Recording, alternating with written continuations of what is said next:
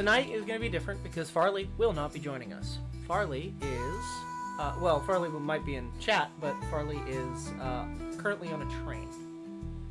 So it's just you and me. Let the crime commence. Before we begin, because I know I have a ton of sewing to do still, I wanted to show this off. I've had this for many, many years.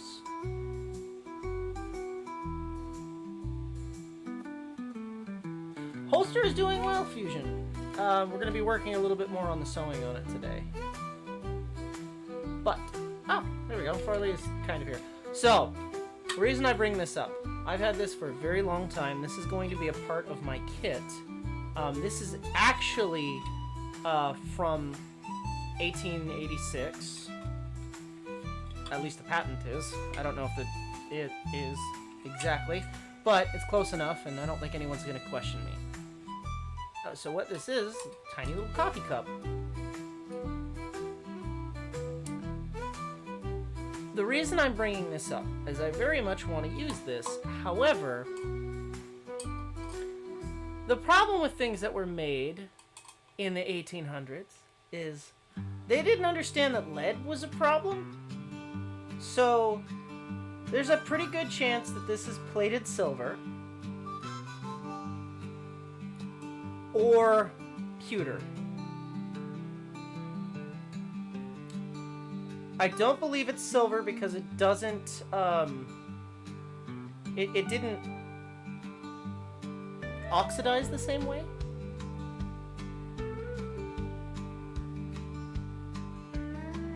The whole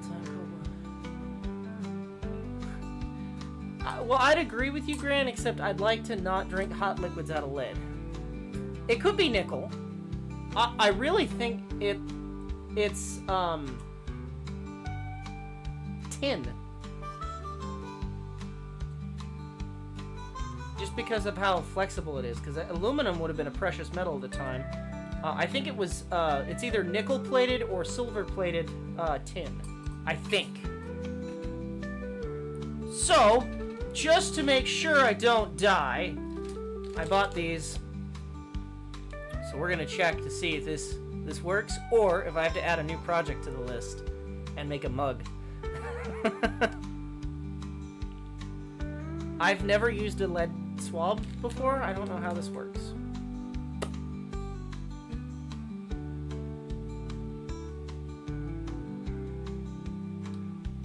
Wet swab tip with water. Okay.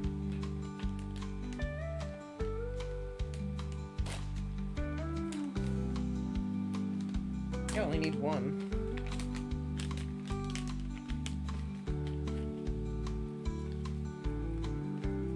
Back up. Now that I have them, I might use them for other things.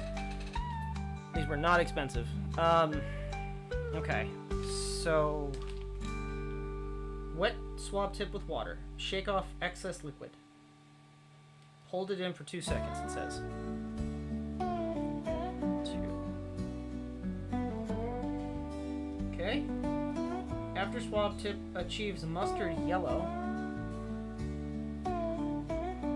rub surface for 30 seconds.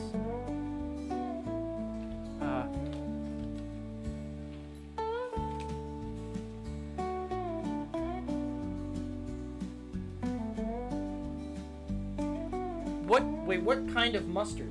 It says wait until it mustard yellow. What kind of mustard? Yellow mustard? Or like Dijon? Or brown mustard. Right now it's kind of honey mustard. Is that the right mustard? Oh no. It occurs to me that I don't know what I'm doing. Okay, so I'm gonna do it on the outside and I guess the inside of the lid. Or, yeah. Swab for 30 seconds.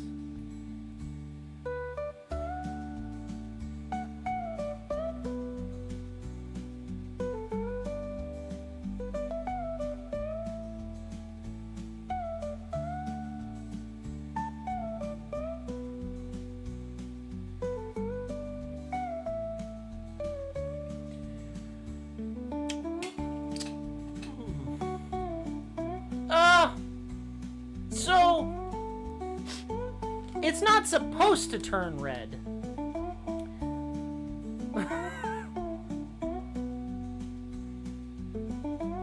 Ah.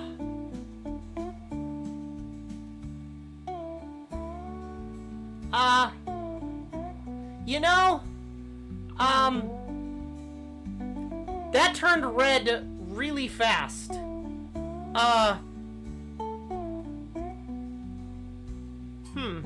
Just to make sure, let me try it on not just the tip.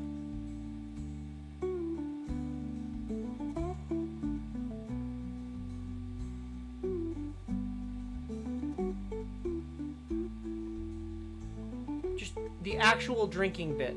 Yeah? Oh no, that turned really red.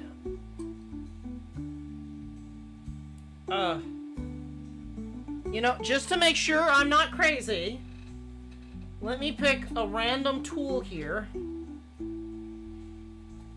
that I know doesn't have lead in it. Something here has to not have lead in it.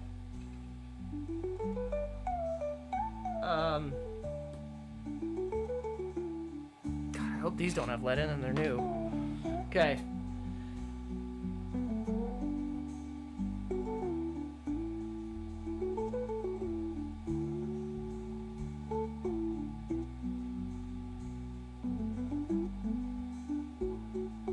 Oh shit. It didn't turn colors. Okay, well, so we're making a mug now. Because, I don't want lead poisoning. That's straight up bad. So we're adding a mug to the list. I could carve one. That's gonna go on the repertoire. I'm not getting rid of it. I like the mug, but it's not gonna be used for its intended purpose because it's filled with lead.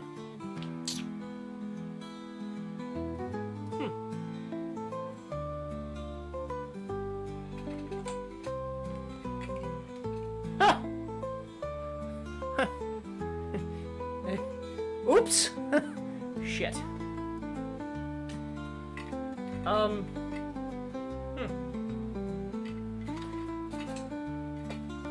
That's kind of scary, because I think I drank out of that when I was in Boy Scouts.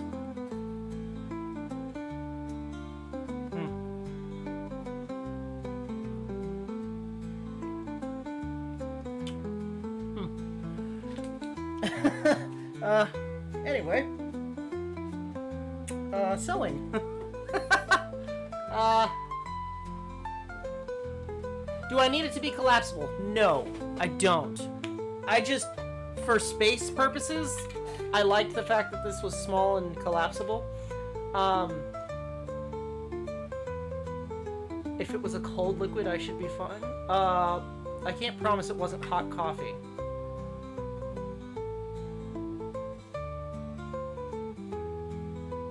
I become irrationally upset now.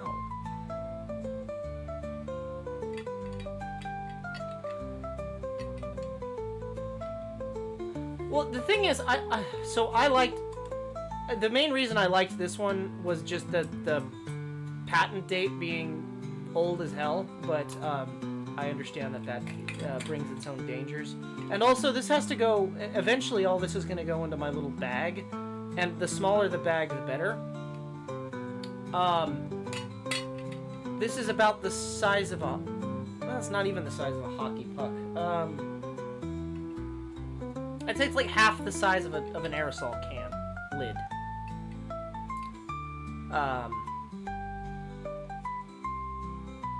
But that's bad. So what? I don't know. Is my PNG super jumpy? I don't think so. No more than usual. Other than I have to be more talkative.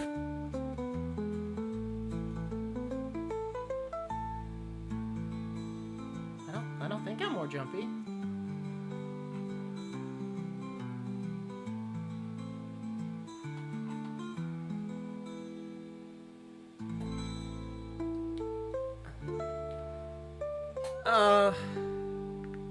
Okay.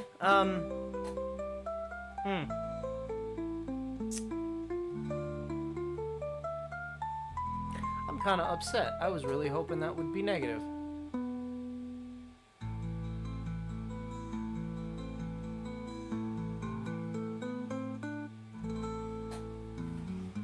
Don't touch my face. Okay.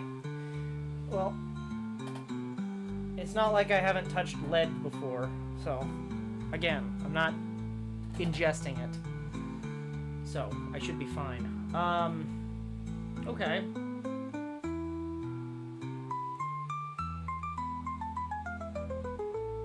I hope I don't have fucking lead poisoning.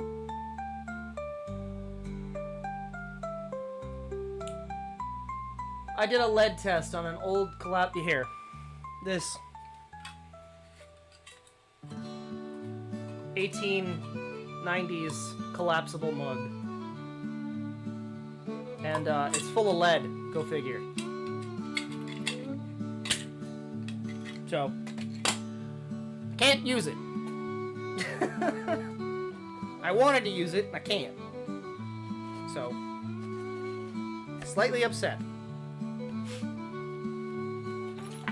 But you know what? I'll live it. Don't. I did when I was a kid.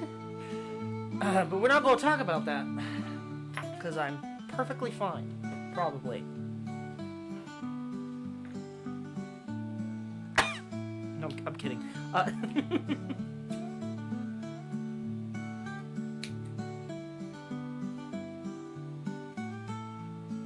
Honestly, I probably get more lead on me at the gun range than I do. Sorry, fishing range. Than I do. I said the G word that YouTube doesn't like. I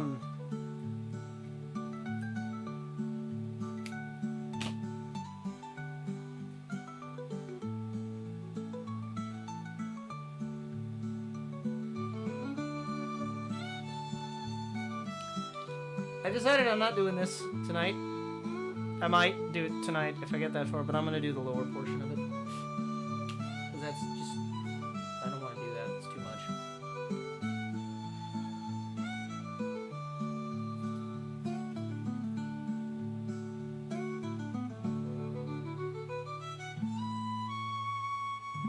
Blister, that's bad. Wait.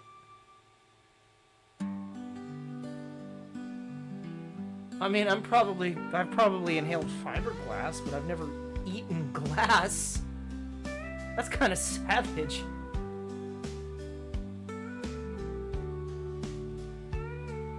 Why does all glass taste like blood? I'm pretty sure glass doesn't have it. Well, no, it'd be silica, not iron. It's probably just the blood.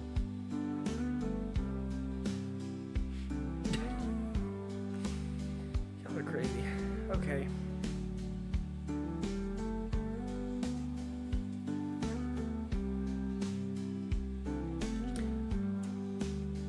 Some of the needles also came in, so we have some of the needles. So when this eventually breaks, I can replace it with a new needle.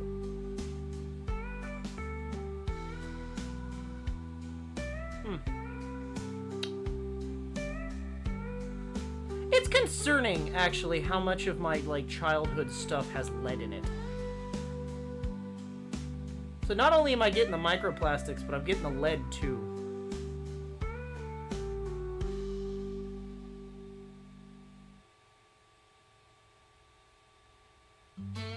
I'm either gonna live forever, or I'm gonna die very young. Who wants to bank on the first one?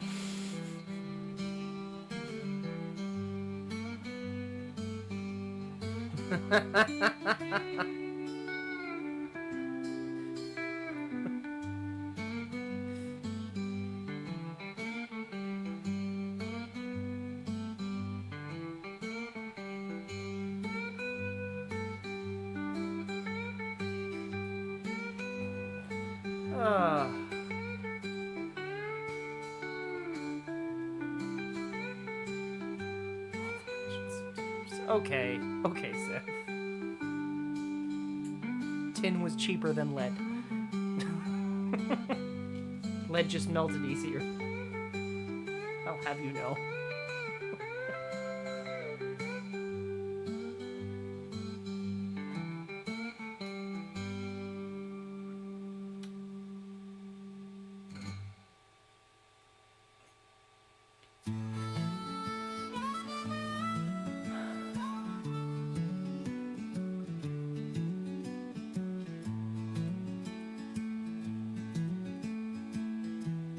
Ah, wait, who let you have a glass vial at 4 years old?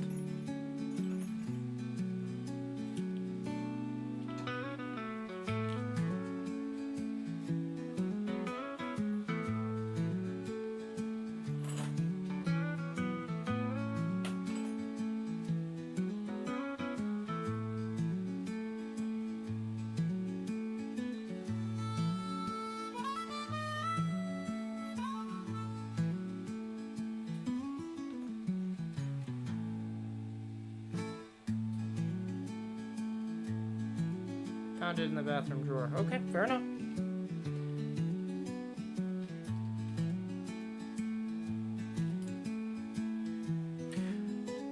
Genuine question. Was anyone else a nosy kid when they were younger and wanted to, like, look in other people's rooms or their houses? Like, you were invited over to a party and you were like, I wonder what their bathroom looks like. I was.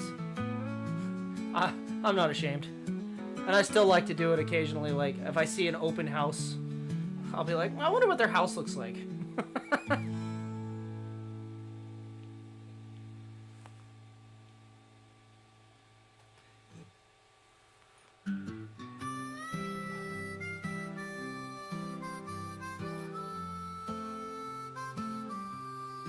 I'm curious. I gotta keep up with the Joneses and all that.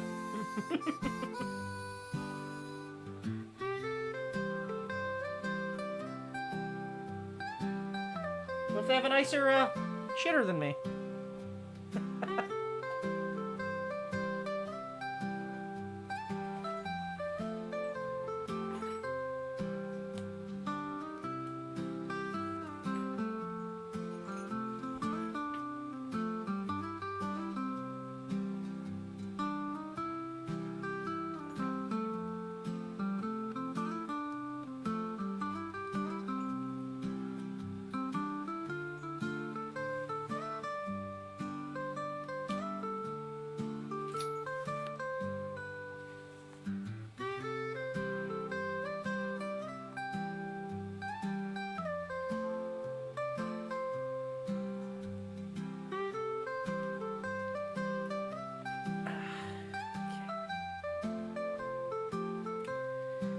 I gotta tell you, I am really disappointed that that mug doesn't work.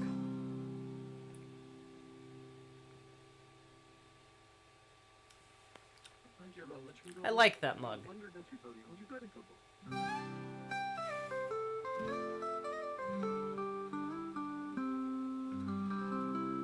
What?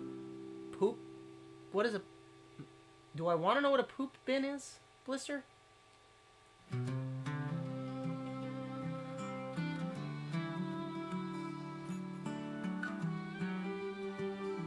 Oh. Oh no. Oh no, you didn't like try and like all over the walls, did you? I just...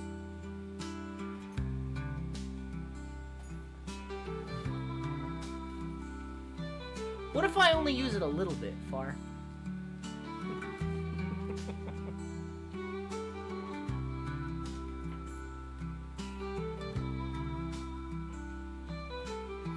Like, what if I promise to only use it in the mornings? The lead can't get me if I drink coffee before the sun comes up, right? That's how lead works.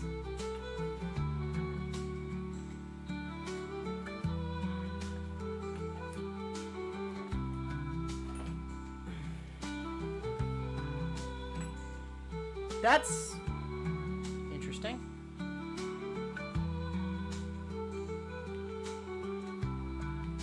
You mean, well, okay, so most 3D printers do have, like, a little bit of extrusion at the very end.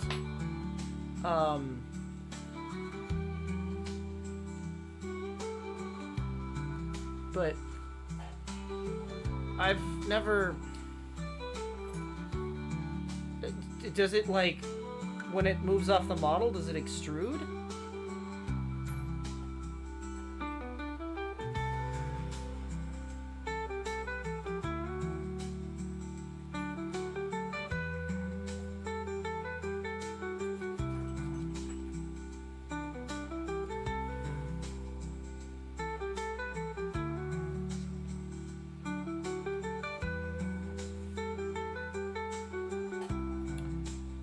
I mean, technically you're mostly made of water, so you technically had water all day, if you think about it.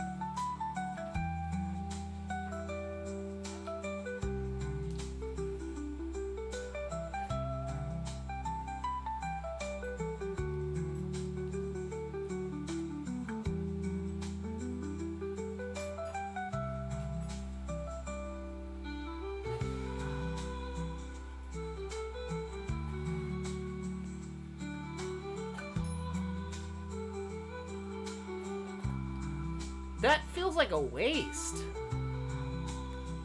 Because if you make a model that's exactly 1,000 grams, and you have a 1,000-gram roll,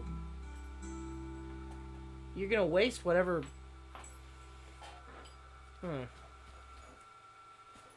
Mine does not do that. But to be fair, I have an Ender from Creality and a homemade kind of printer. Hello, Elliot. Welcome in.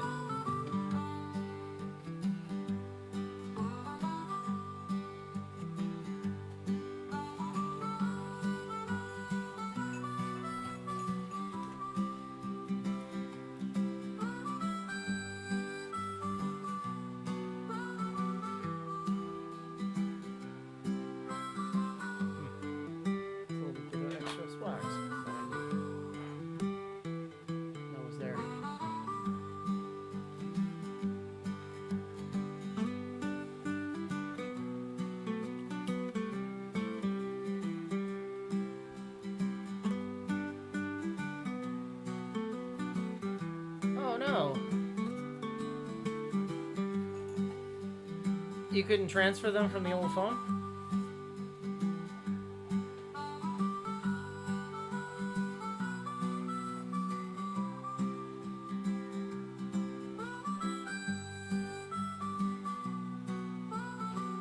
I guess that makes sense, Sally, but at the same time, they're wear parts, so, like, eventually the little tip is gonna wear out, and you're gonna have to replace it anyway, so I guess I don't really care to clear it out every time, unless it starts getting clogged. And even then, I mean, it's like 5 cents for a bag of like 20 of them, so... No, it was. I don't know if it still is. Thank God I bought extra parts when I could.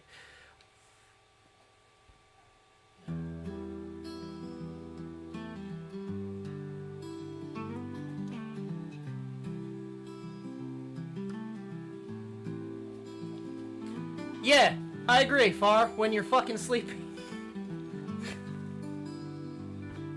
You wake up and all the whole print is just fucked.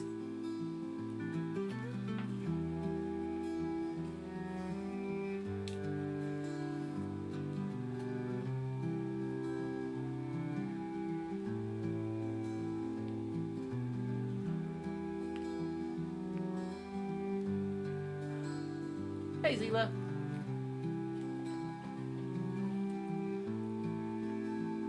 Why are fighting games so hard? Brother, I wish I could tell you.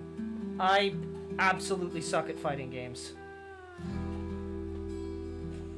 People say just button mash, but that never seems to work for me, so...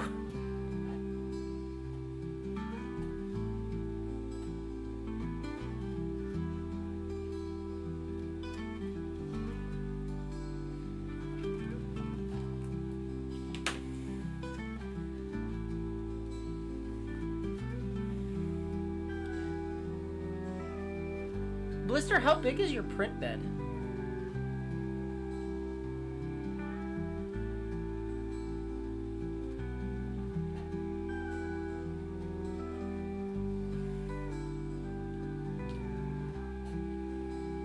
And Elliot, that doesn't surprise me. It's just it's melted plastic.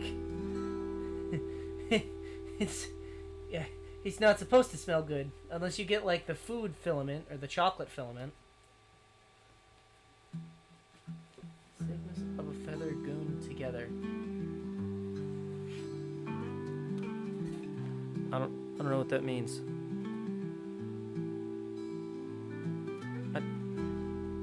I don't know what that means.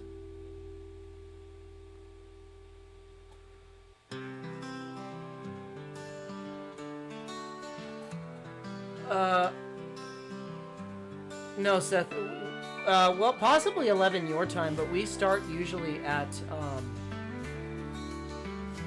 like Farley said, usually 7:30 p.m. Pacific Standard Time. It's when I gotten home from work usually. So I don't have a whole lot of time to prep when I come on. Sometimes I do a little bit. That's when I'm more prepped. Like tonight, I was not prepped. But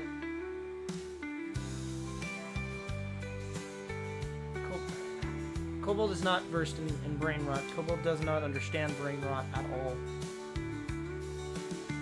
Other than, well, I don't understand it, but I'm aware of the Gmod meme, the Skibbity toilet, just because people keep telling it to me. I don't understand it, but I'm aware of it. And I know that Riz means like charisma.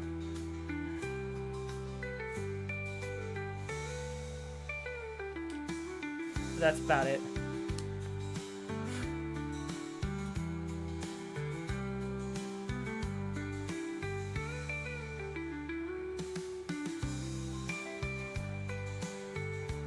And then you guys tried to teach me the mewing thing the other day, and I don't know what that means.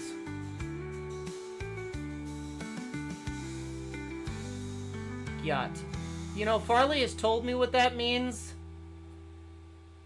I don't remember. Something to do with butts. I think.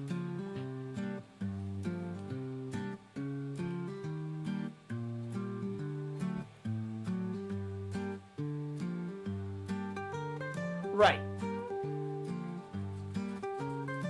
Yep, is boomstick. That.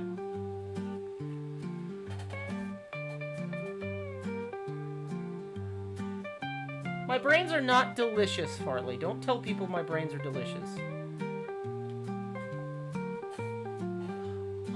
I think you're referring to a gat. Not a gyat.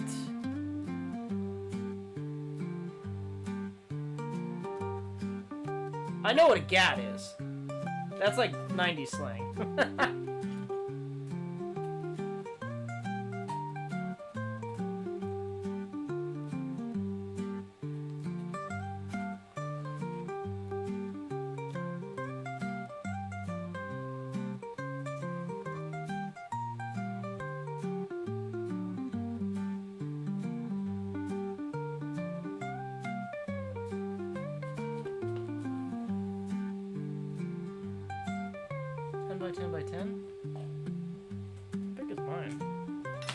Decent size. If I'm not mistaken. Oh, that's not bad. That's respectable. I think my first printer was that size. Hold on. Hold reliable. How big were you?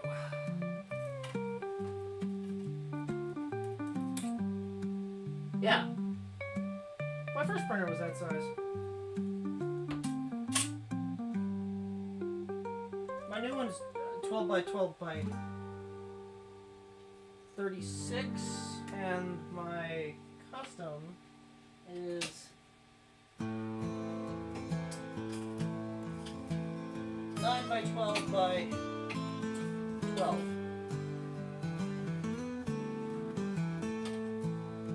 But 10 by 10 by 10 is a good cube.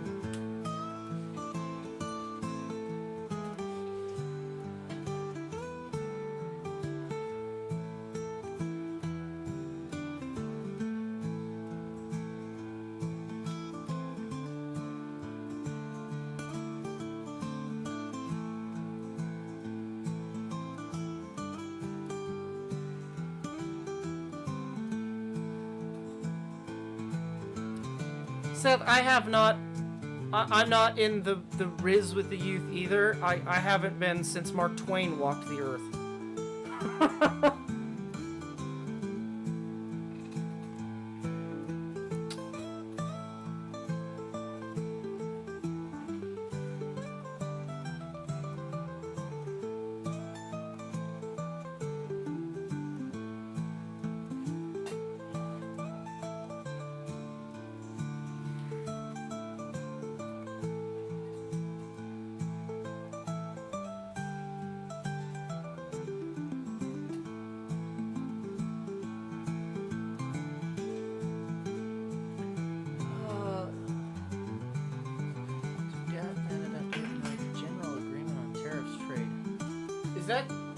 That's not the new one, is it? The one that the current administration imposed? Or is that an old one? Prince Articulated Dragons. Hell yeah. You know, I haven't actually printed any Articulated Dragons. I've seen them on Thingiverse a couple of times. And there was that one time that Farley asked me to make, and I haven't done it yet. I still have the files for it. The giant printable isopod, articulated isopod. Maybe I'll make that to go as a companion to the backpack. Make a mini one and make it a like a keychain. That'd be cool.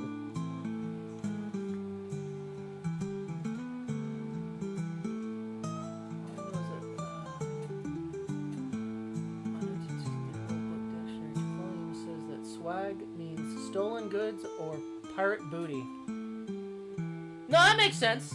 Yeah, because pirate swag was like swaggered stuff, I guess. That was always like the good stuff, the royalties and the treasures and stuff. That makes sense. I don't know if that's actually where that comes from, but I think it is. ATF should be more good. Good luck telling him that. I,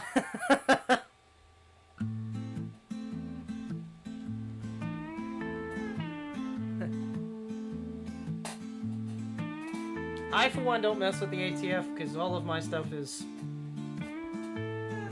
considered ancient, and I don't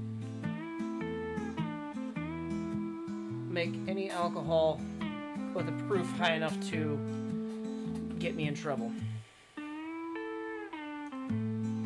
And it's all for personal use anyway, so.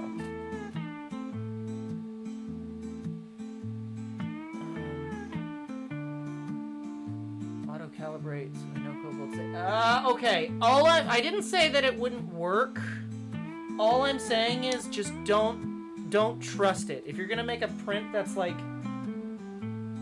longer than a day, manually adjust it just to be on the safe side, because that auto print, it's not always the most reliable.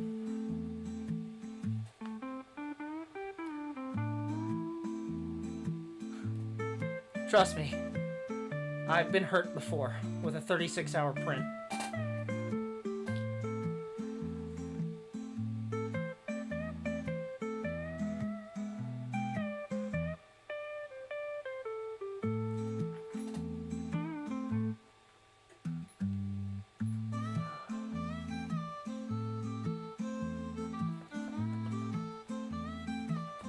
Oh, there's a few good. I just use Thingiverse because it's one of the first ones, but there's a few good ones out there.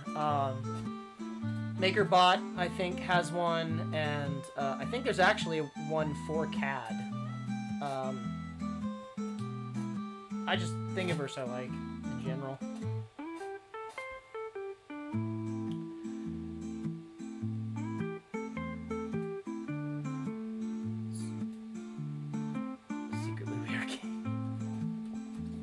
California has obnoxious laws around making your own moonshine. I got ATF called on me in San Diego. Well, okay, so so usually as long as you're not selling it, you can make your own wine. Technically speaking, moonshine is still a federal crime. You can't make moonshine. It's against the law. That was never pulled from Prohibition days, because bathtub swill can kill you. Because there's no way to, I mean, I'm sure there's ways you can do it, I don't know, but it's not good for you, basically. Trust me, I'd love to make my own bourbon, but I don't have the know-how, and I don't have the equipment to do it. Even though you can buy a still on Amazon, basically, it surprises me. It's just like, oh, you can own the equipment, you just can't use it.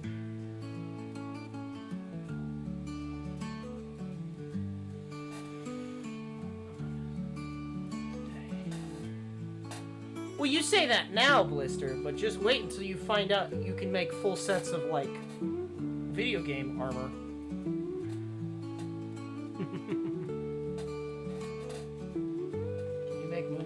Up to 150. You can make... Really? That's interesting. I didn't know that. What, actually distilled moonshine, or just, mash?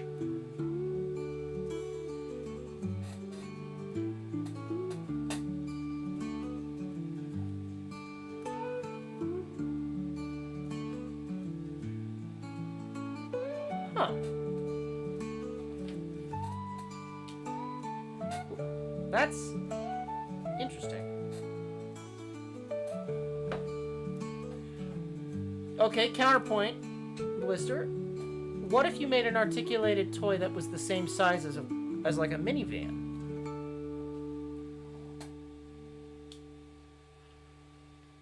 Yeah?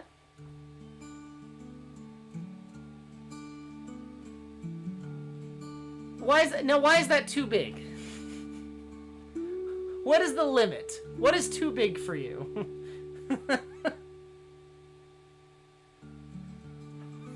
Shake violently.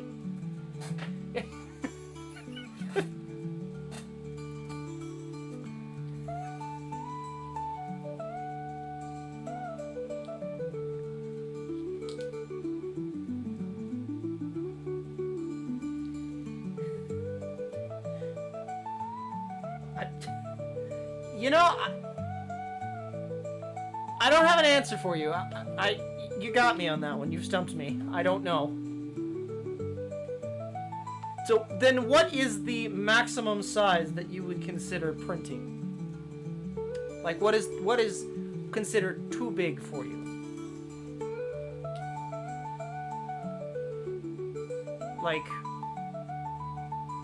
Bigger than a phone book? God, do people still know what phone books are? I didn't even think about that.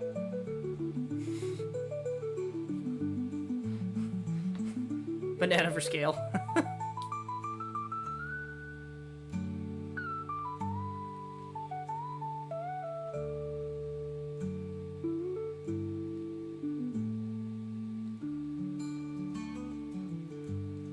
Oh, thank God. Okay, well, I don't feel that old then.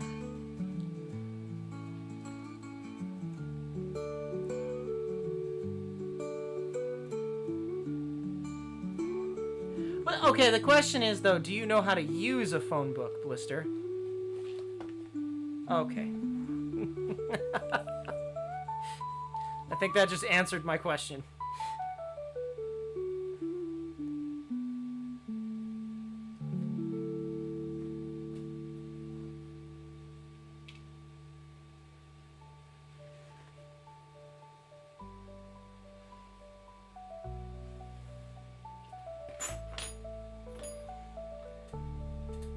Yes, but how do you find that person in the phone book? You don't just turn to the... Okay.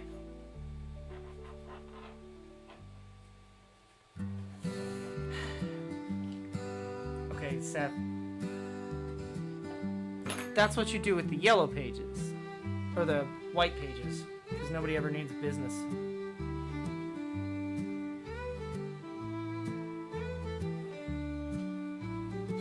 Sometimes it is, sometimes it isn't. Sometimes it's based on your area code. It depends on if you're looking at the local book or if you're looking at the national.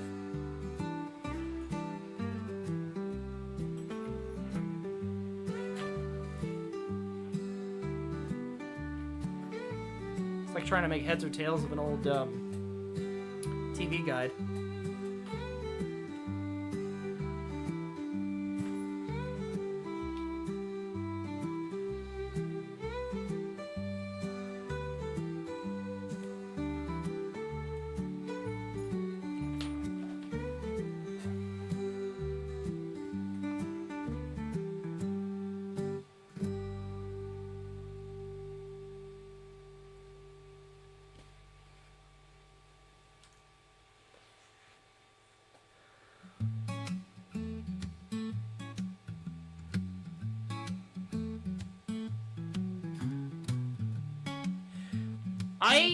So, a long time ago, when I was in middle school, before I had a cell phone, before cell phones really, I mean, they were a thing, but they weren't, like, super popular. Hello, Maki. You missed the lead test.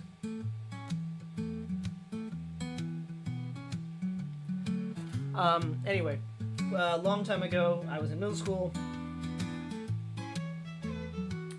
and, I got Saturday school, which I don't know if that's still a thing. Basically, if you're a piece of shit, they give you detention on the weekend.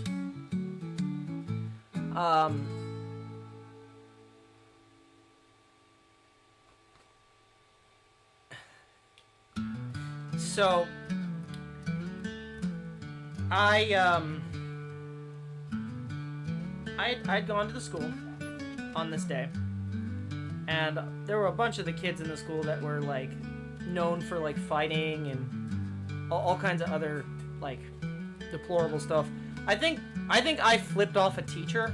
I think that's why I was there. I wasn't the best kid in school, to be fair. I fought a bunch, but it was either that or I remember I bit this kid one time, but in my defense, they were, like, sitting on me, and the only thing I could use was my mouth. But in any case, I was in Saturday school, and the security guard at the school, who was being tasked with watching us, not a teacher, no, like a full-on, like, armed security guard, because, you know, inner city. I'm sitting there reading. God, what was I reading at the time? I can remember the book. Hold on. It was middle school, so it wasn't Magic Treehouse. Those were elementary school. Might have actually been Harry Potter. It was either Harry Potter or it was Bone Shaker. It's been a long time since I've read that book. But in any case, I was just sitting there reading quietly, and the security guard walks over and asks me why I'm there. He's like, "What are you doing here?" And I'm like, "I have Saturday school." "You have Saturday school?" "Yeah. Why else would I be here at 8 o'clock on a Saturday morning?" You know what? It could have been a series of unfortunate events, because I liked those books a lot. It could have been. don't remember though. I don't remember exactly. This was feels like an eon ago now. But I remember my mom dropped me off and she said, "Okay, well I'll come back and pick you up at 2 when your Saturday school's over." I'm like, "Okay, cool," because you know middle school I didn't drive yet.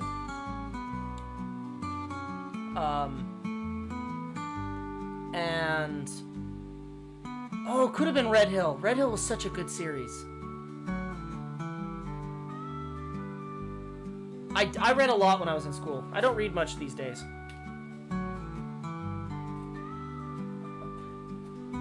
It's funny because even though I have dyslexia, I'm pretty good at reading. When I was a little kid, I'm getting off track, but when I was a little kid, stories were never the same, so I could read a book and it would be a different story every time I'd read it through. Partially because I wasn't paying attention, partially because of the words moving around. Anyway, the security guard goes, "Just go home. I'll say you were here. Just go home. I've signed you off." I'm like, it's 8 o'clock. What do you mean, just go home? I can't just walk home from here. It's really far. So I had to go out. The security guard basically kicked me out of the school, and now I'm sitting out front of this school, and the only thing that's there is a fucking phone booth. Because cell phones, again, not a big thing at the time.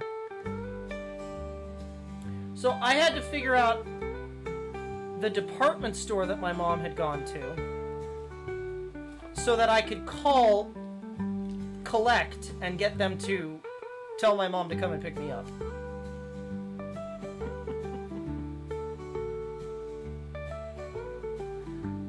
It helps when it's genuinely speaking, I don't know why, for me, when the text is white on a black screen, it doesn't move around as much.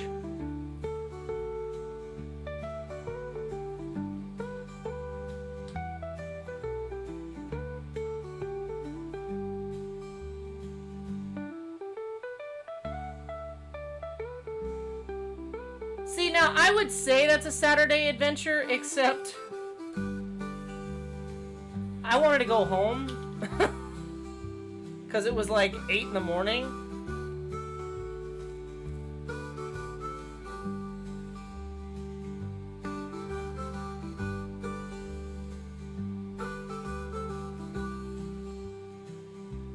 Okay, Far. Well, we'll see you when you return to the land of service.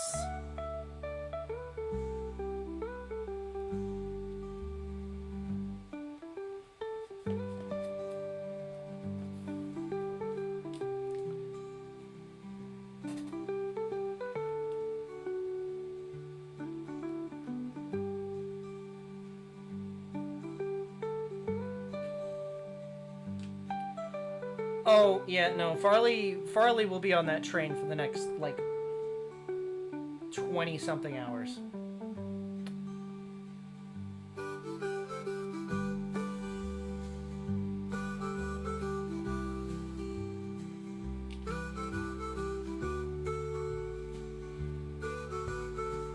Yeah, I don't know why he...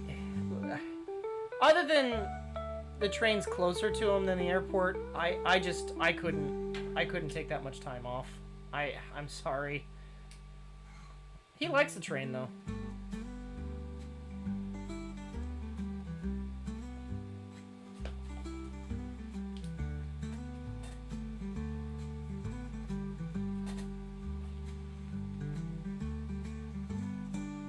I think he also likes saying that. Hello, Focal.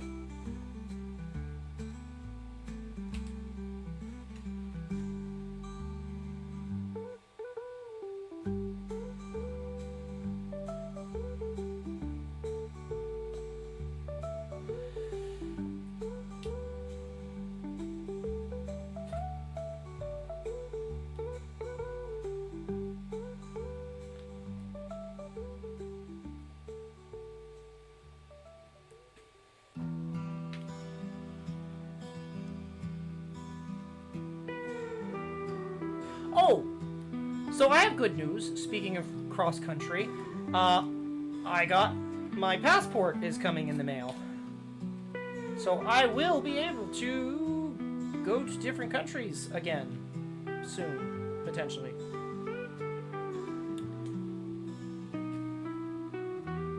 You know, I remember the passport office being a lot more rude, and the lady was actually really cool. Especially since I went and got I filled out the wrong paperwork, and the lady just says, "Oh, just fill this one out." And then I, like an idiot, fucked up. And it says right across the top of it, fill out another one if you mess up.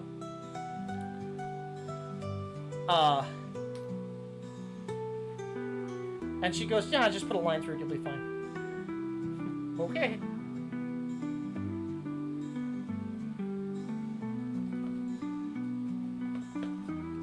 Seth, Vegas doesn't count.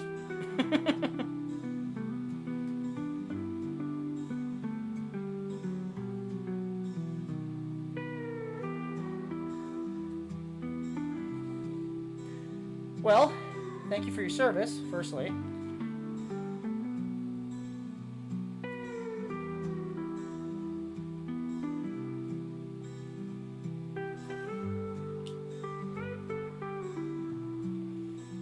My dad was a Vietnam vet, so...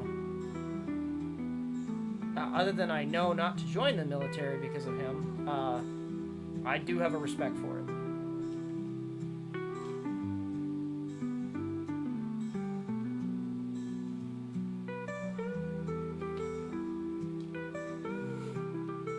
Well, most of my family were sailors, so I get it. My dad was a Marine, so, yeah, go figure.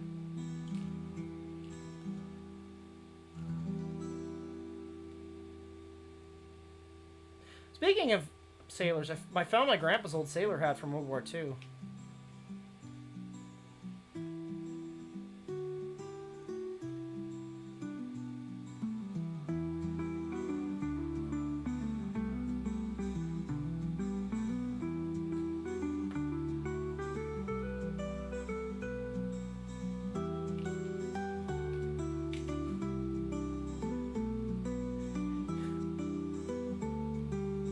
Well, so I actually have some military stories that my dad told me that are actually kind of funny.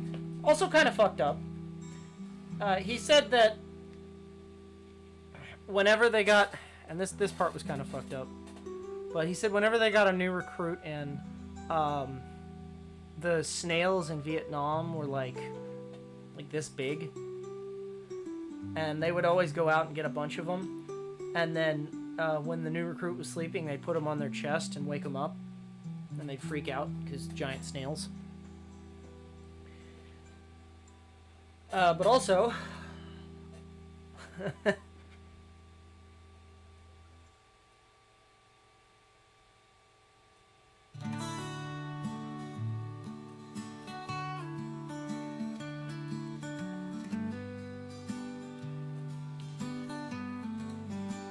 I mean, that's just a Tuesday night at the bar, Seth.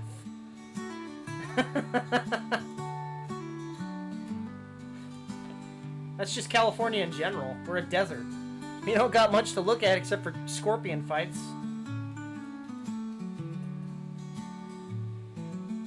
And the loser gets put in a bottle of tequila.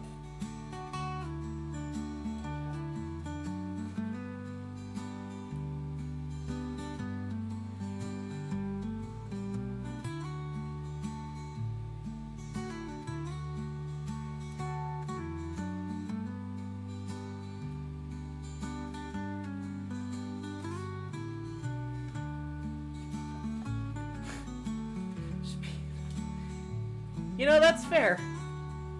I mean, given the opportunity, wouldn't you pee on everything? At least once? No?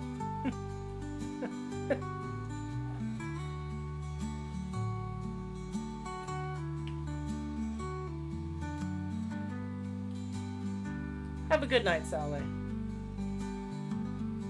Thanks for stopping by.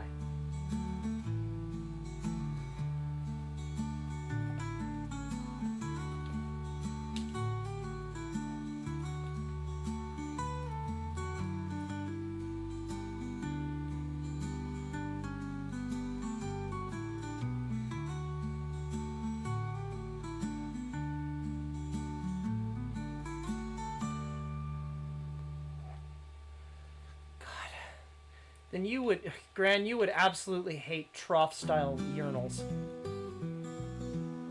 That is the most awkward thing in existence.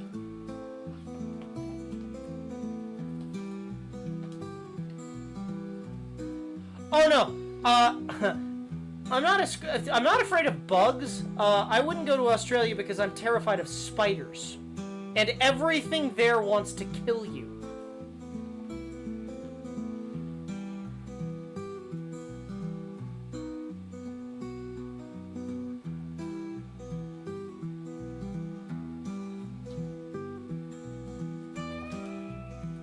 Matter of fact, your fucking local huntsman seems to have made it to my neck of the woods, which irritates me greatly, because that's the spider I fucking hate the most.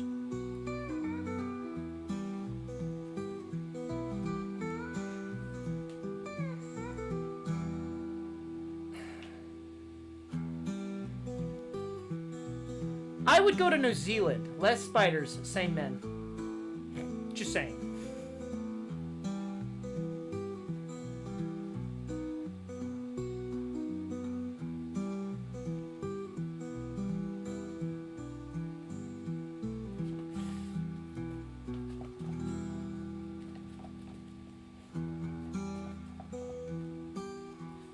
Oh, I'd go to Brazil. 100% I'd go to Brazil. Brazil's fucking great. Other than the cartels and the murder.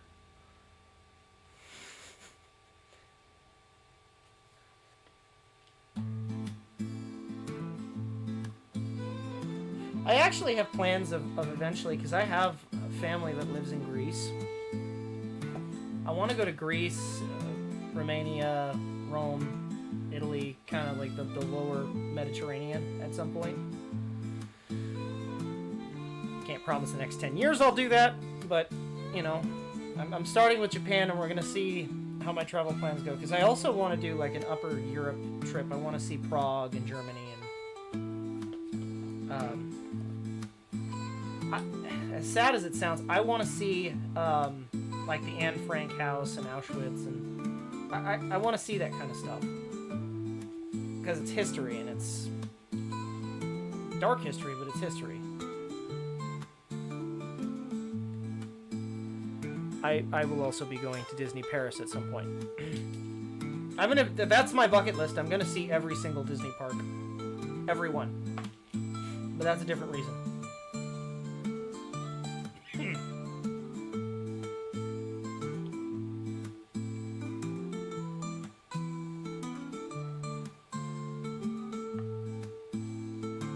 recently discovered that tarantulas have paw beans like cats. You know, I could have lived my whole life without knowing that. Cats want to kill me, and spiders do too. And I know why. They're both related somehow. It's the paw beans.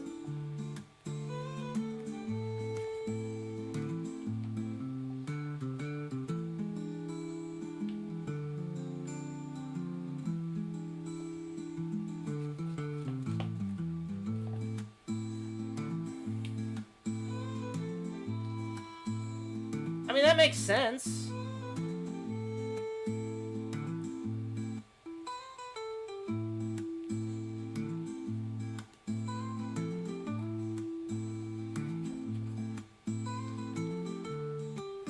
Wasn't she the one that you went to the wedding recently for, Ella?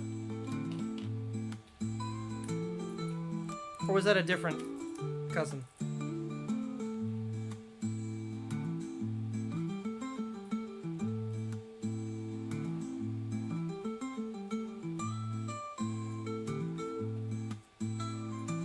Gotcha.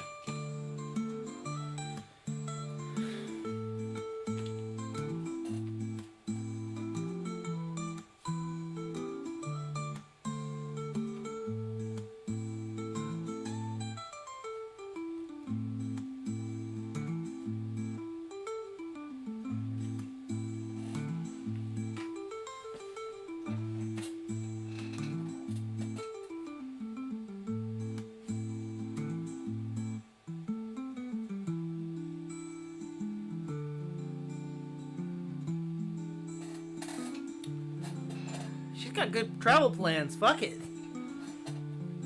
I'm not hating.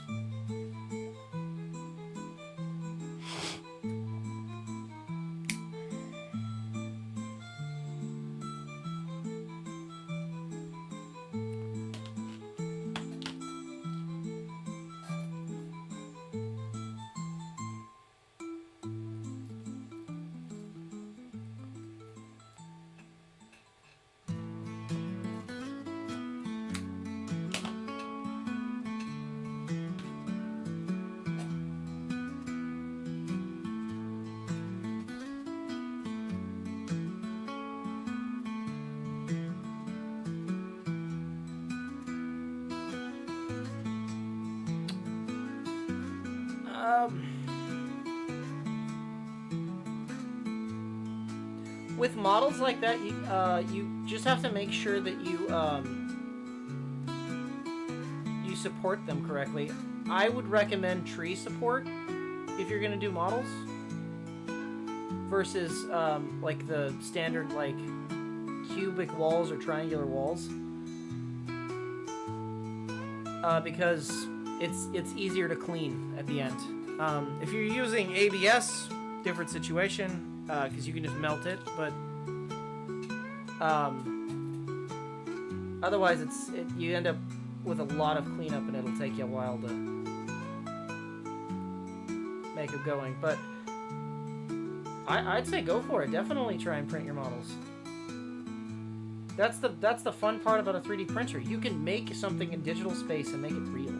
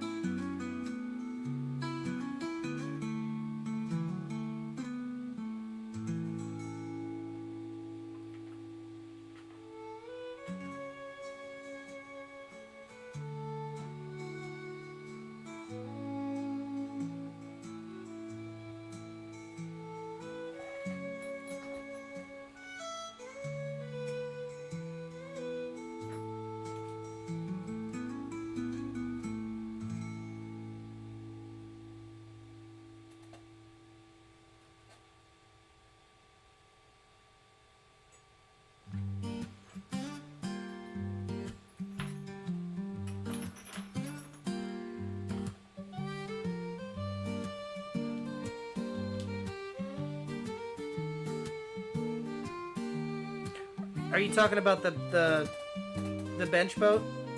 I think the bench boat has some tree support.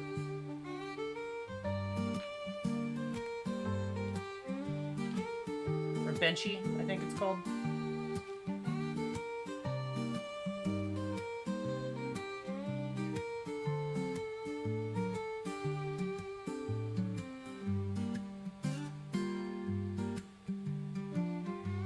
Did Microsoft discontinue tree support? Because Mac bought out Apple?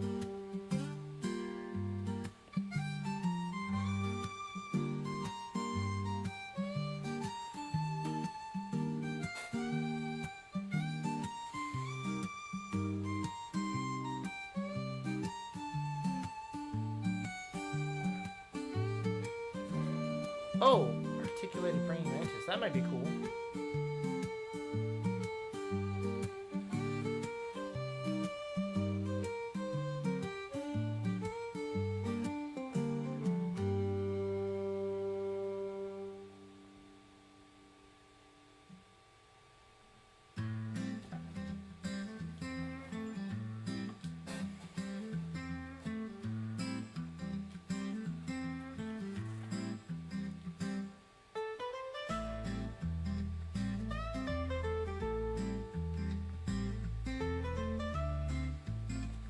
You know, I'm gonna be honest, Blister, I'm surprised that a manta ray wasn't the first thing you printed.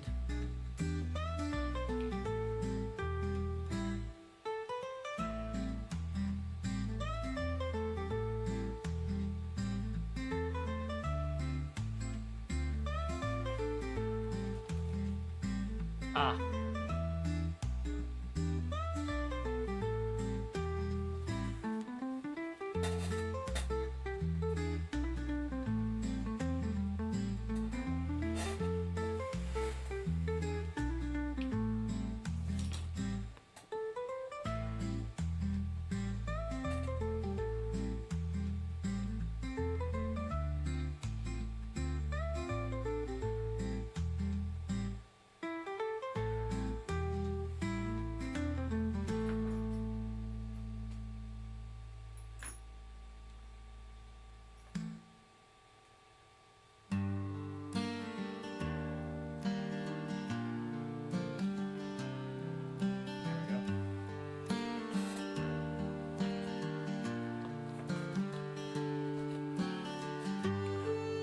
Well, see, that's the fun thing, Blister.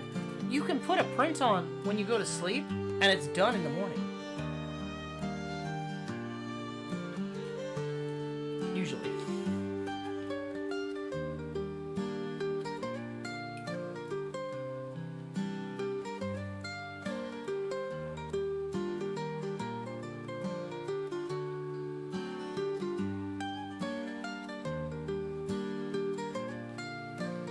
So, you get used to it. It's like a white noise machine.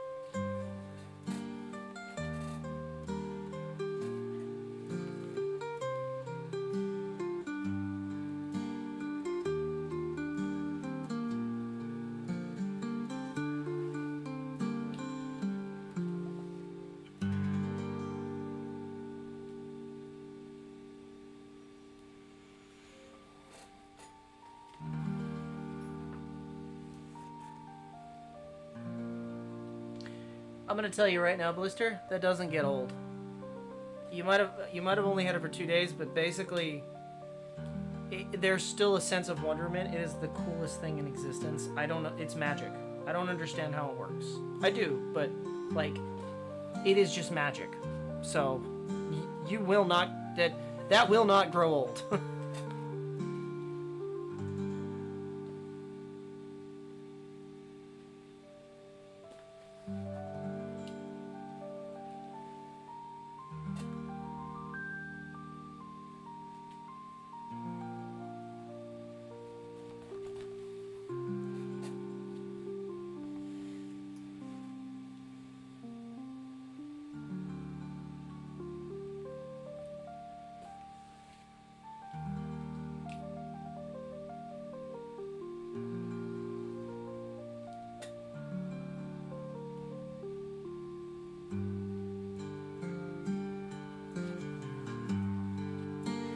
I wish that I knew a way to reuse the spaghetti when it happens.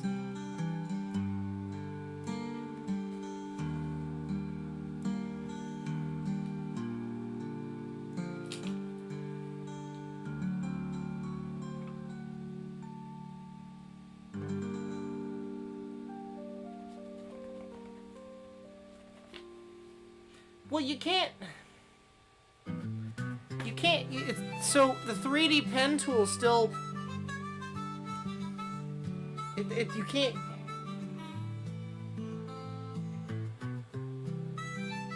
I mean, you can use it as filler, but like, it's still a lot of plastic. I just wish that you could, like, I don't know, use it as a as something, like turn it back into filament.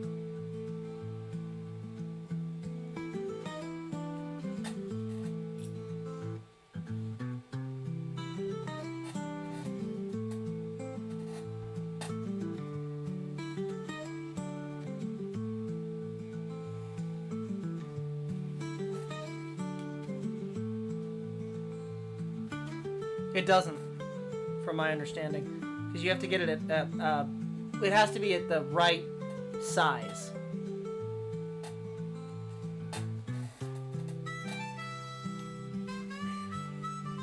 If I knew what printer companies did that, Gran, I wouldn't be complaining.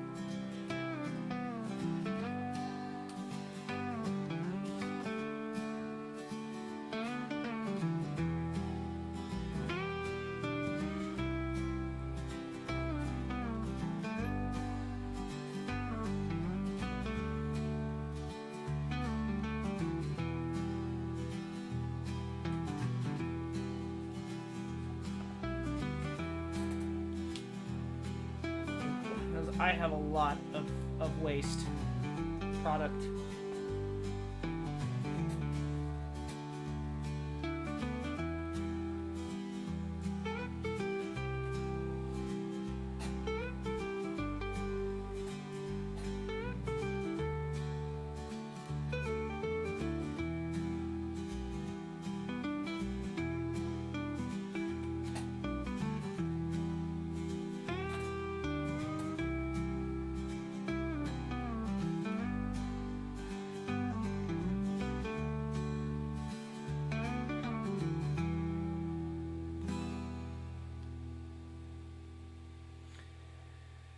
Blister, I feel that way about wood filament. No matter what I try with wood filament, it will clog my printer. Every single time. I appreciate that, Gran. I'm going to look into that afterwards, because I have tons of it.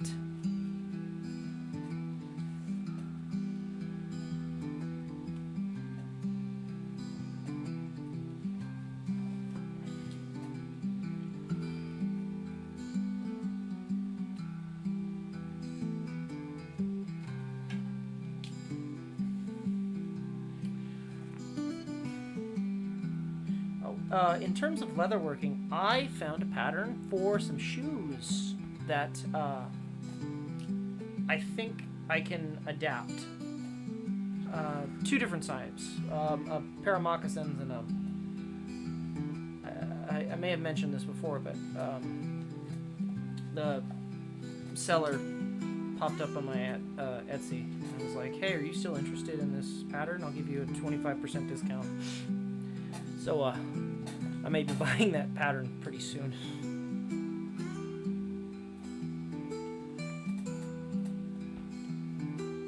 Give him my hand at shoemaking again. We'll see how that works out. I have ideas. The problem is executing them.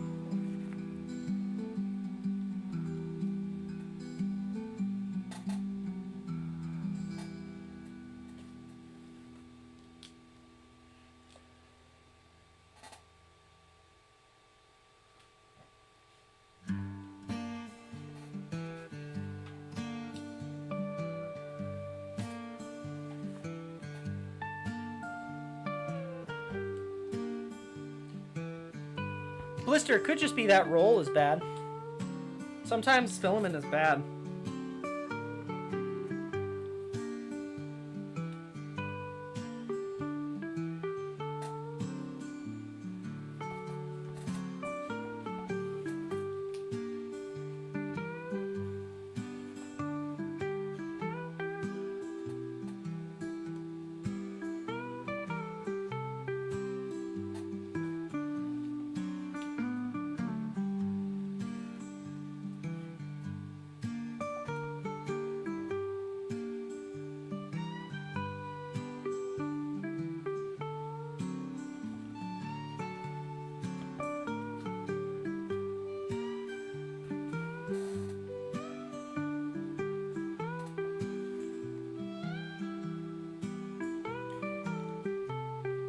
what do you use to... Do you use anything to stick the model to the print bed? Better yet, better question, do you use a glass sheet for your print bed, or is it just bare metal, or do you put down like masking tape?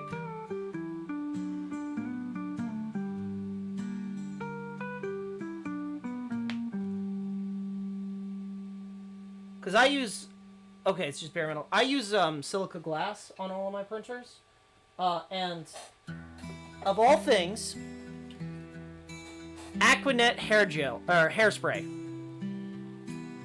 A spritz of this on glass cleans real easy, but it will stick your PLA no matter what, and it will not. Even if it elephant foots, it won't.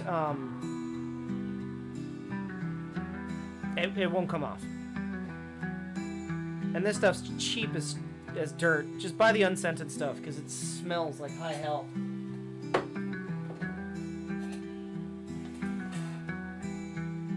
They do sell, so Amazon does sell the glass plates for basically anything, and you just hold them on with like binder clips. Here. I have a printer that actually has dedicated clips to it, but I basically just use binder clips and I take the top portion of the clip off.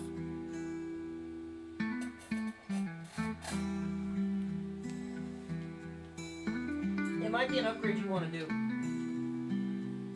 From experience, the glass helps a lot, but it can be an issue for some printers that auto level.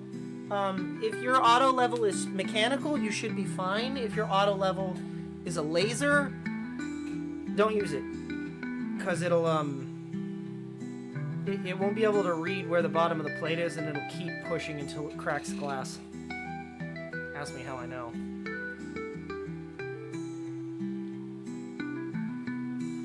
Otherwise, just masking tape and some hairspray. Hairspray for sure, but you don't want to put it directly onto the metal plate because you can't remove that to clean it.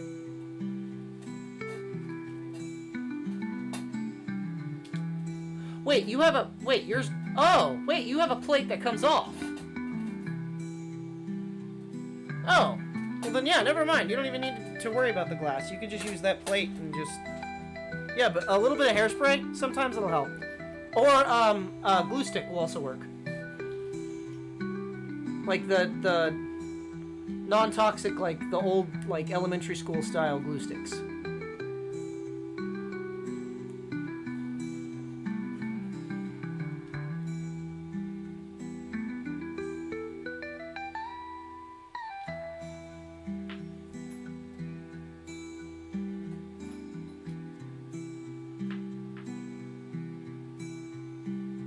If you're having a piece that's particularly difficult to get to stick. Oh God, you know what is your millimeters a second? What do you print at? I don't tend to go above 50, just because I like my prints to come out a little bit more detailed.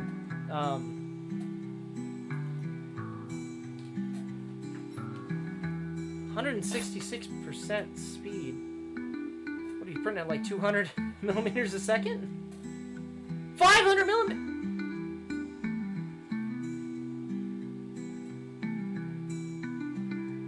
Goddamn.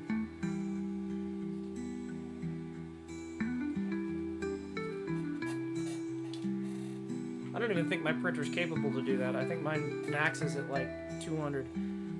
No, Blister, I wouldn't say... good is a relative term when it comes to 3D printing. It's impressive that you actually got stuff to print at that speed. Normally people print around 50 to 100, between 50 and 100. So 500 millimeters a second is like really fast. So what I would recommend is if a print is just particularly difficult, just slow your roll a little bit, slow it down.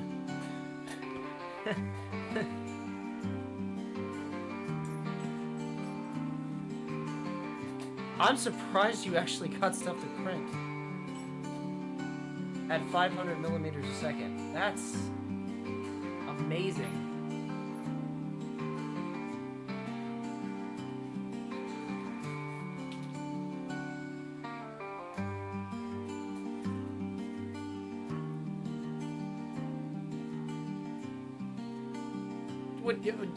Do you even have retraction enabled? At that speed, I can't imagine it doesn't skip.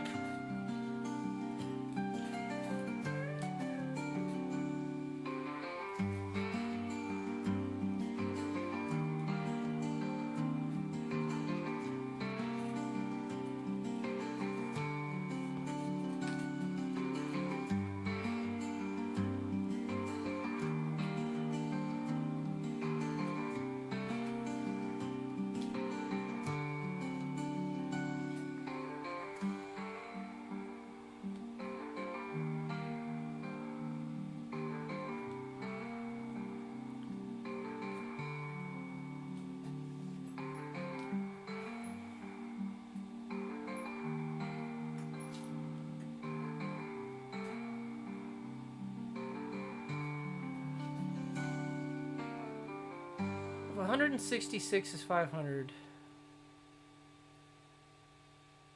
100 is what? 250? And 50 is probably 100? I'm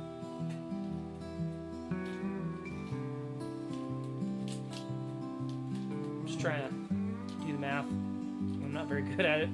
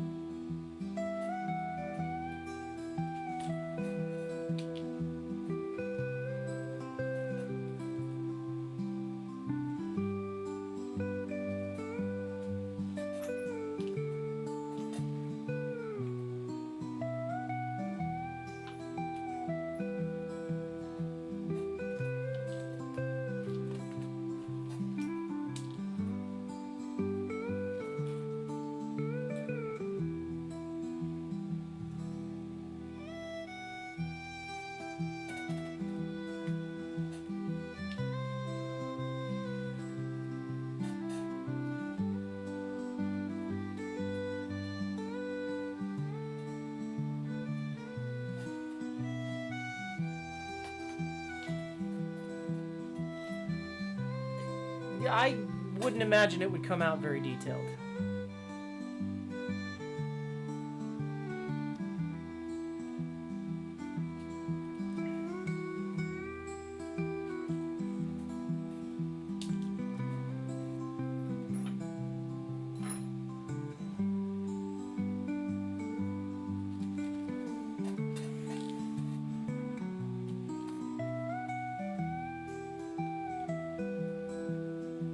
I wish I could take this to work with me and sew on it at work while I'm there, but I feel like this is probably one of those things I don't want to take with me to work on account of the, you know, what it is.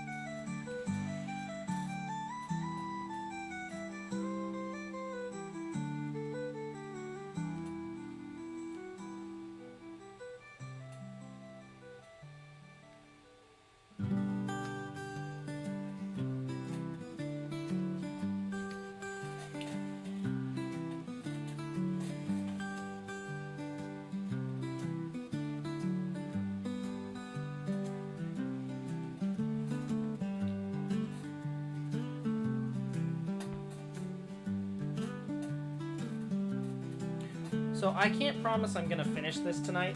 I'm doing my best, but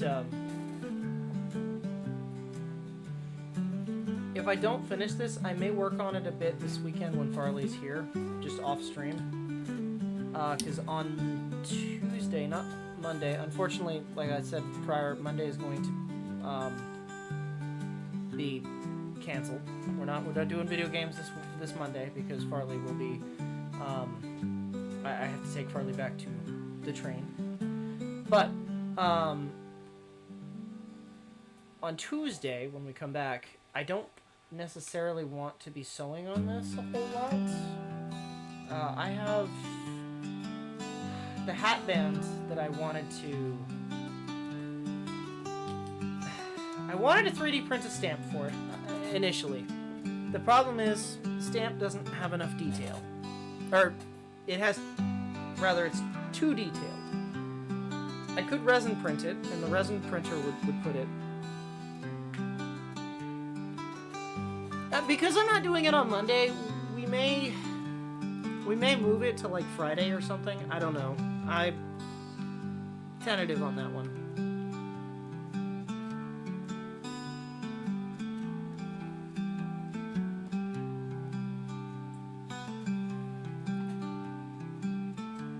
I can tell you what it's not going to be, though, boy. It's not going to be Star Wars Outlaws. It makes me so very upset that game is kind of cool, but it just doesn't operate well.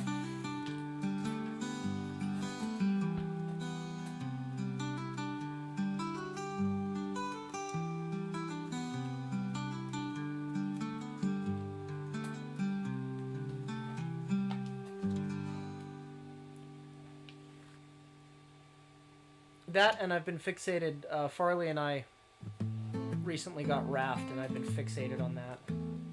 We're currently building a riverboat as our raft. On a tutorial. we're not coming up with it on our own. I'll admit that right off the bat. I'm unfamiliar with Raft's physics. And I saw a video of this lady building a raft that looks phenomenal, so I was like, we could just do that.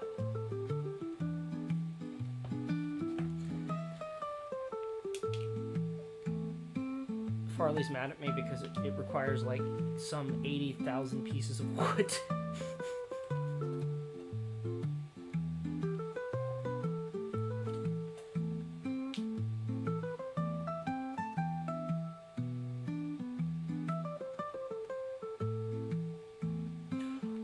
Oh my god, that's, yep, Josh from Let's Game It Out. I love his shit. His content makes me happy. The chaos is wonderful. Him and his Hydroneer shit, too. He has a wanted poster in a video game.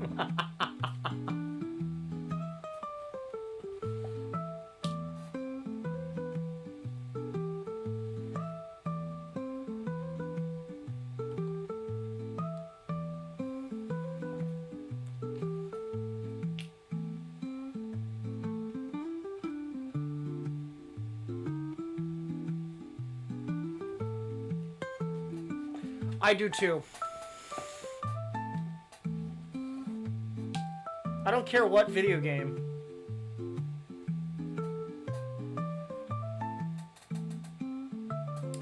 Hey Tori, sorry Farley's not here today.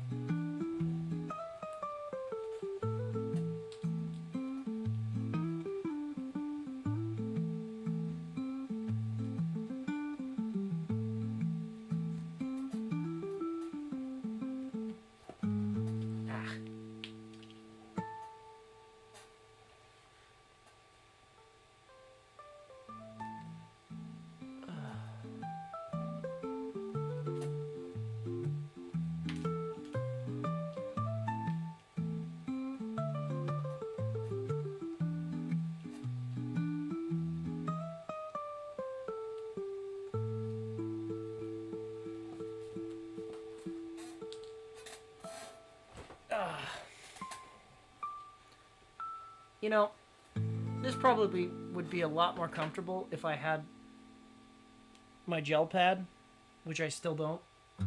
I have not gotten a replacement yet.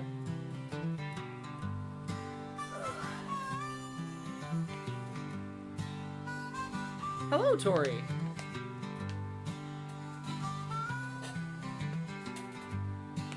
Wow, you're a YouTube channel now. Welcome.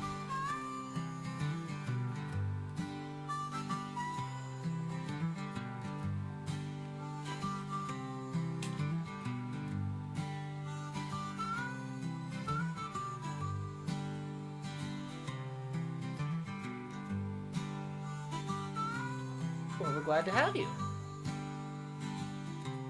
As usual, but now in type. Now in new text flavored.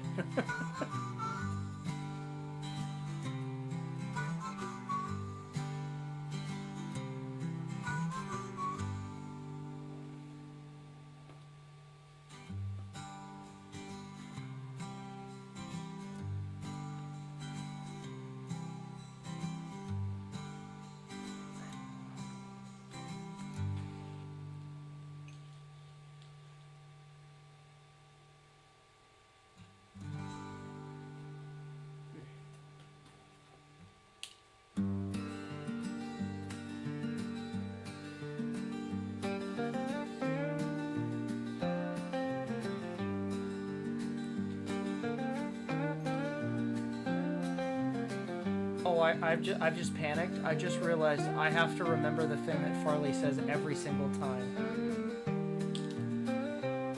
How red is the lead test swab now? I don't know. I threw it away. It's black. Is that bad?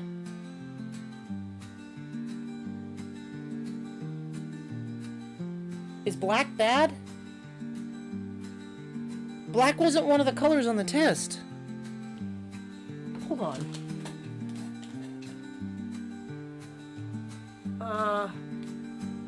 The test only goes to red.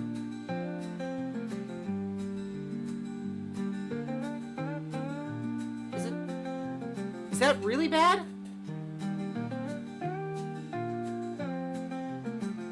So you're saying I should drink out of it, Graham?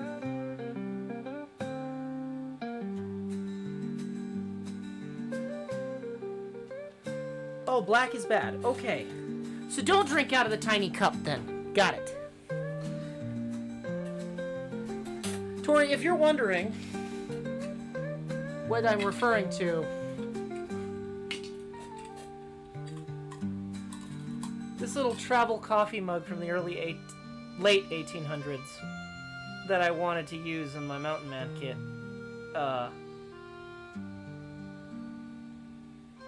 is what we tested for lead. And the tester is now black instead of red. So I don't think I'll be drinking out of it. I wanted a travel coffee cup, and this is not it. I will die if I drink from this, I think.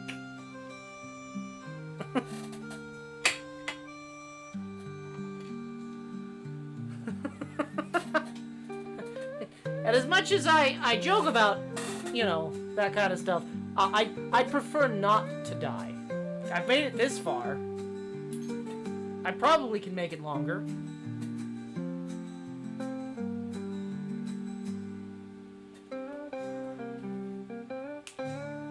Black might be a natural part of the chemical process. It could also be that the test has just been in the open air for too long, I hope.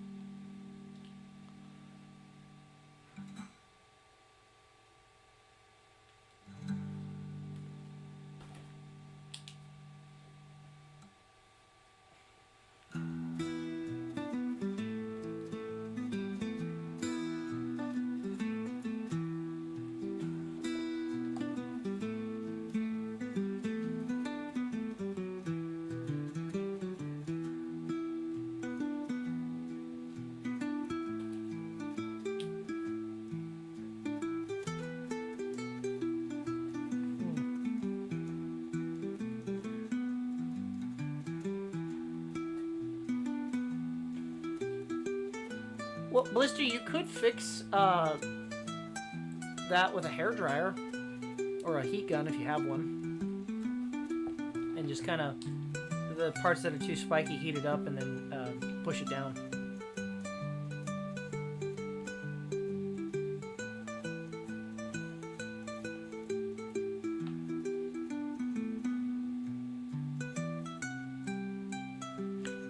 Oh, well, see, but, okay, but Seth, this one went from yellow to red.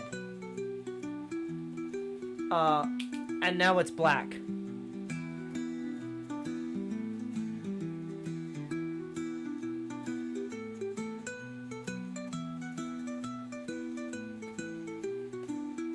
What was my closest near unaliving experience? I live in the hood. I've had guns pointed at me plenty of times. Let's see. Let me come up with an interesting one.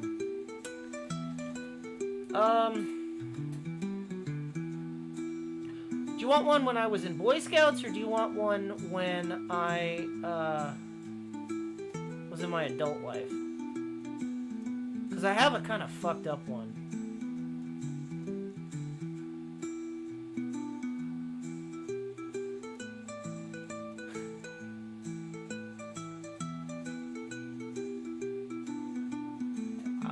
I don't know, because it's just a normal Tuesday.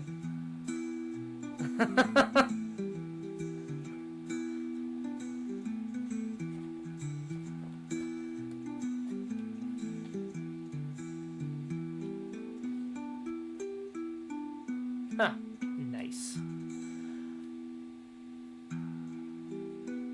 Let's see. Well, let's see.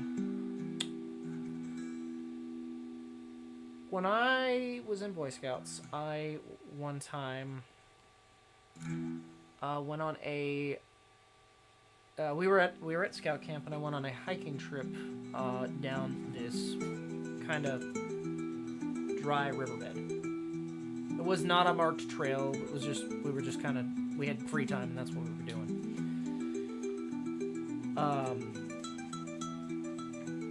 And as we were walking down this hike, or I'm calling it a hike, it's not really a hike, as we were walking down this riverbed, there started to get, the brush started to overgrow the riverbed, and it was sort of difficult to walk through. So we started climbing up on some felled trees. On one of the felled trees we were walking on, of course, you know, I was not the lightest of the group, because of course I wasn't.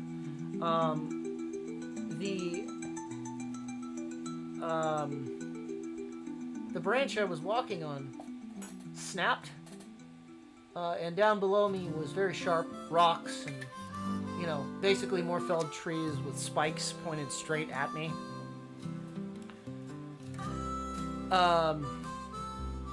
And I wasn't, and the tree we climbed up pretty high to get to this felled tree, so it wasn't like right off the ground. We were a good maybe 6 to 8 feet in the air.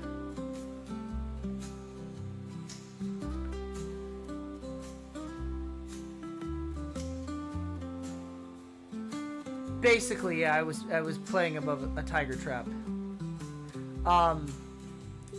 So branch snaps, and I fell maybe 2 feet. I managed to catch a branch under my armpit, luckily.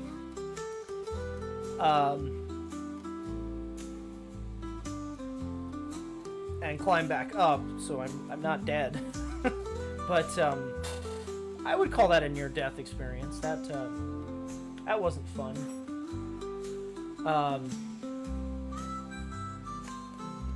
And I mean, after cleaning my shorts, we just continued on the hike.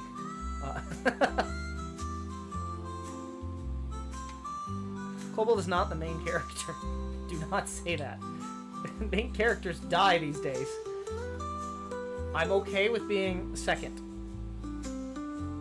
I don't get the target painted on my back.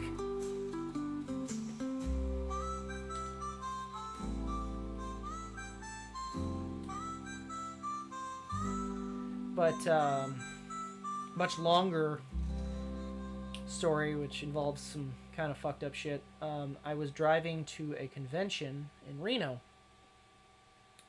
in my old truck,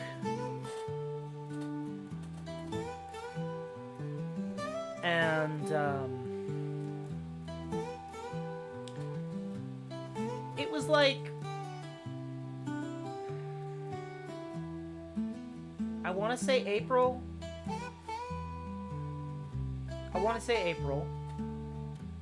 But it could have been earlier than that. Could have been March. And it started to snow. I wasn't prepped for that, and I didn't hear any reports of like needing chains or anything, so I said, fuck it, I'll just keep going. About the time I hit the top of the mountain, snow had become so bad that the road started freezing over, and I didn't happen to see the black ice patch at the summit of the mountain that I hit. And let's see if I can get an example here. Let's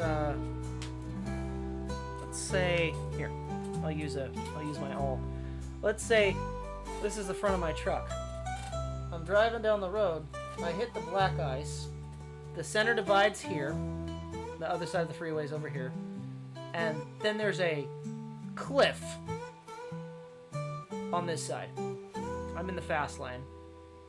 And I'm driving, and I hit the ice and spun towards the cliffside. Just full force. And then I felt like right before I hit, my rear tire caught traction, spun me the other way, and I hit the center divide instead of the cliff, and then like tail slided my truck about 100 feet, slammed down, engine died. I'm just sitting there. No cars, by the way, for some reason. That was lucky. I didn't get into any accidents. I didn't have any trouble with insurance or anything like that. I'm just sitting there like, I didn't even want to look at the damage. And I'm like, fuck. I got out, because I'm now facing the wrong way on the freeway. I got out. I didn't go to the back of the truck because I didn't want to look. I went to look to see if any parts fell off. I couldn't see any because I was going to pick them up and just throw them in the back. I think I did actually grab one thing. I think I lost a piece of molding, which if you don't know what molding is on a car, it's like the shiny chrome parts on old cars.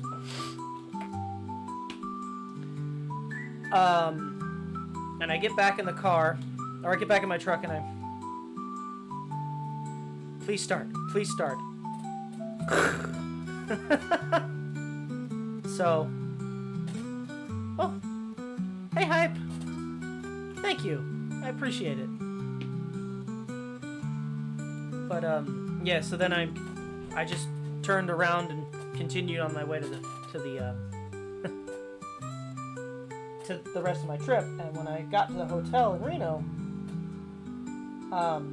I before inspecting anything, I called my friend who I was meeting up with, and I said, I just got in a horrible accident. I didn't look at the damage. I'm just driving there. I'm okay. I'm shaken up. I need a drink. Have something ordered and ready for me when I get there. I'll be there in 15 minutes. So I got there, didn't look at my truck at all, left all my stuff in the truck, went in, texted my friend, hey, I'm here. He walks up, hands me a glass, and I just downed it. I don't even know what he ordered me. My fucking nerves were shaking. And he was like, do you want to go look at the damage? And I was like, well, considering I have to drive home, I have to somehow make it road legal, so yeah. So we walked out and looked at it, and my truck. So imagine a pickup truck bed with the tailgate down is like this shape, right? Or how do I do this word? Like it's like this shape, right? Well, my truck at this point looked like this.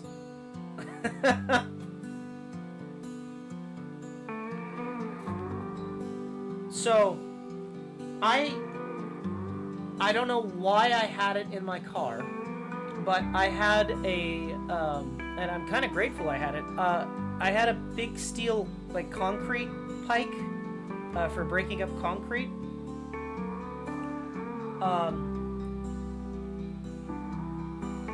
I shoved it into like a little crack that I could find, and him and I both just kind of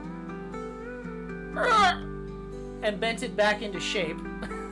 The tailgate, which wasn't closing, happened to close. Why would I have that blister? I don't know.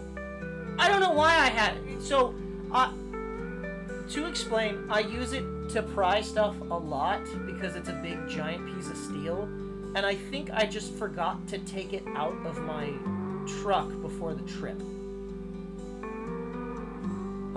But we bent it back, and then I'm looking at my tail light, which the lens is completely destroyed, and I go, fuck. Well, what are the chances that the bulbs still work? So I got in the truck and I turned the lights on, and they both came on. And I went, oh. Okay, so I just need to go get lenses. I said, I'm not driving. Can you take me to Walmart real quick? So he drove me over to Walmart, and we went to the towing and trailer section, and I bought 2 like cheapy magnetic tow lights. I think it cost me a total of like $10, and I unscrewed the plastic lenses off of them, and I also went to the shower section and bought silicone caulk for like doing around shower doors and stuff.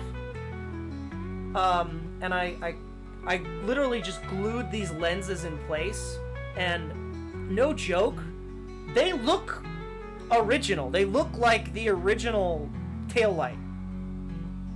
They're not. They're very wrong. I still haven't fixed it. I still need to get it fixed. But they're still on there, and they still light up, and they still look good.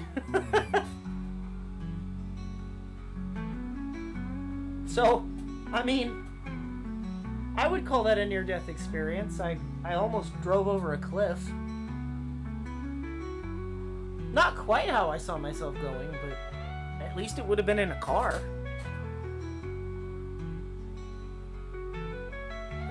So, silicone caulk, like C-A-U, yeah, like Gran said. It's an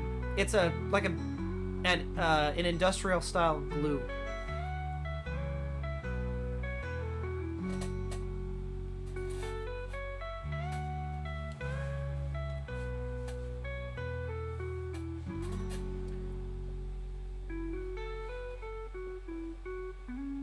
We're ready to pronounce dildo. Not to be mistaken with the other type of silicone caulk.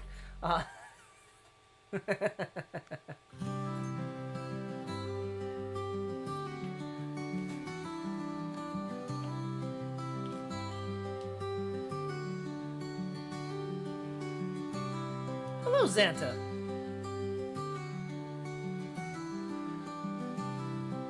Merry Krampus.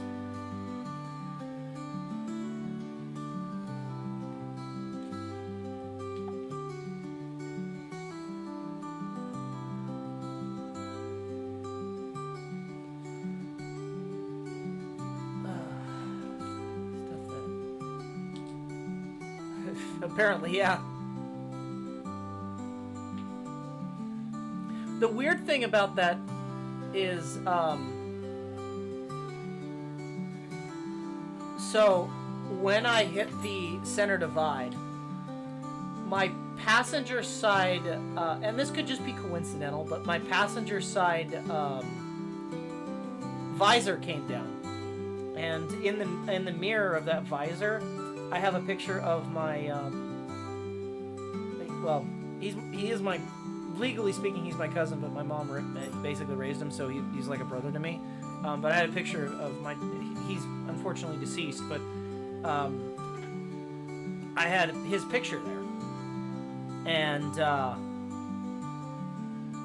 it was like, I don't know, it felt kind of like one of those things of like everybody gets one kind of situation.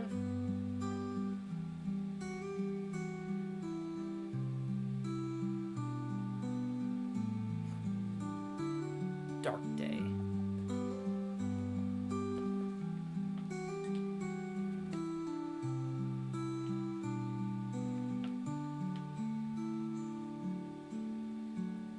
Okay, Xanta, is today Dark Day or is today Dark Day Eve?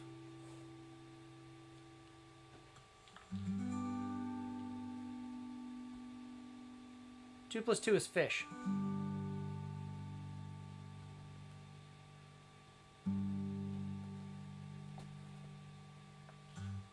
Damn.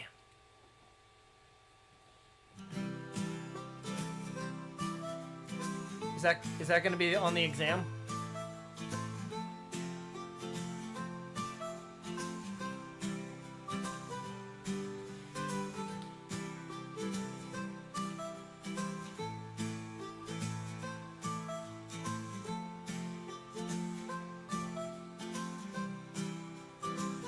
Dark Ganon?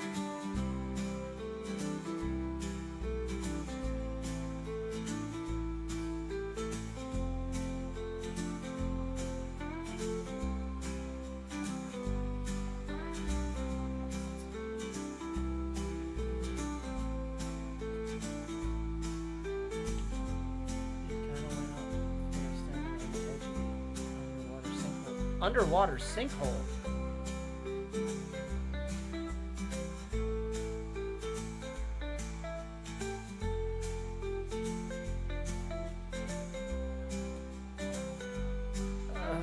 What time is it? Dark.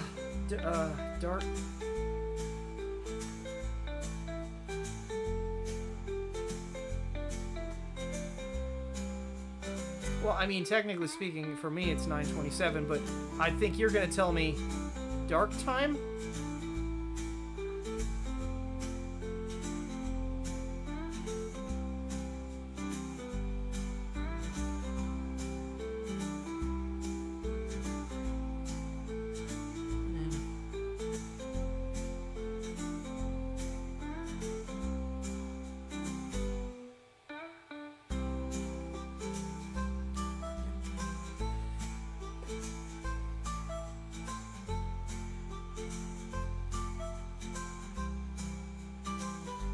You know, I actually...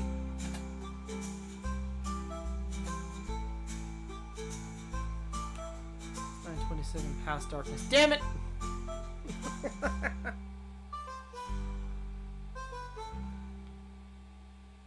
I should have got that one. Funny story. I actually have a kind of similar story about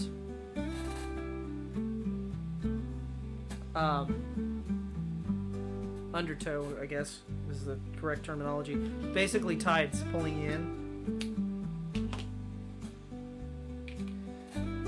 When I was a little kid, we were at the beach, and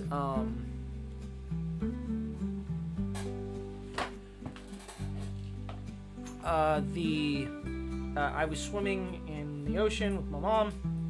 My dad hated swimming. No idea why. Because he used to be, like, he at my high school even, he had medals. He was on the swim team and stuff. Don't know why he hated swimming. Anyway, how many funny stories do you have? Oh, a lot. I've been around a long time, Blister. Let's just say that.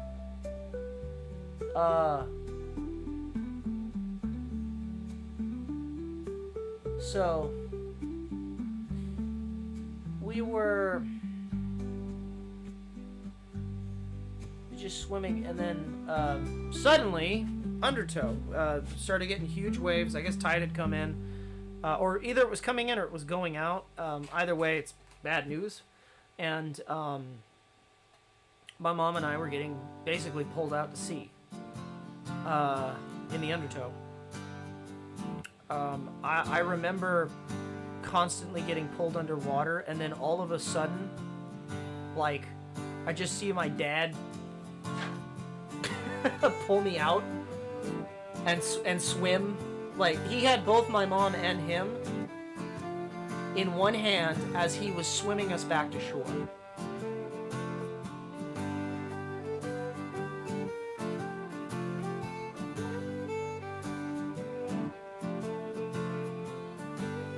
Okay, Santa. By the way, before you go, do you know where the door to darkness is? Because I have a guy that keeps coming in asking about it. I'm just asking for a friend.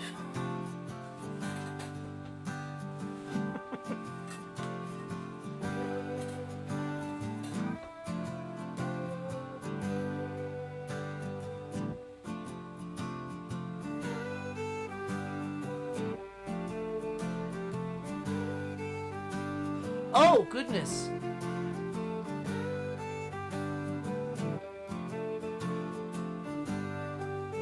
If it's a giant mouse, then no, I don't know.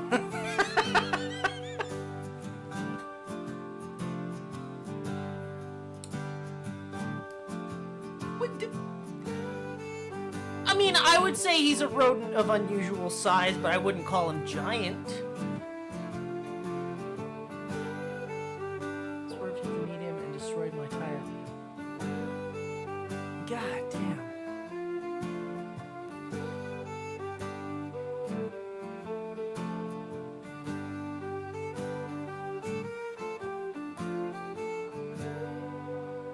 That's traumatic.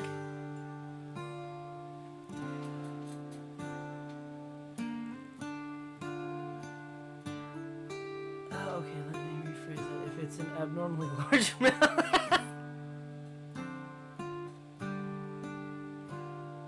Okay, you got me there. I would call him abnormally large.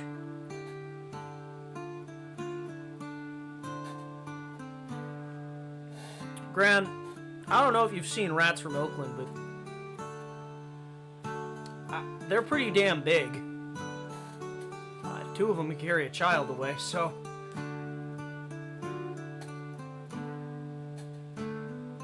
67 grams of filament worth it? Hell yeah, Blister. 67 grams isn't much at all.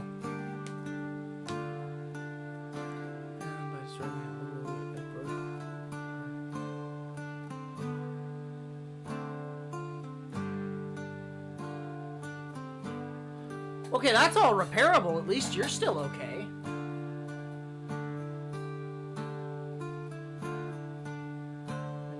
With spiky hair, then I don't even know my name. That one I haven't come across. We haven't had that one in yet. The mouse? Yes.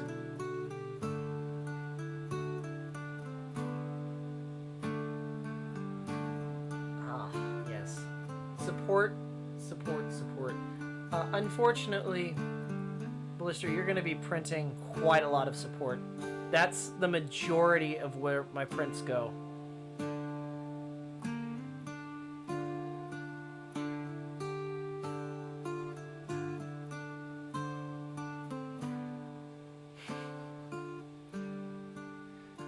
That's funny, Tori.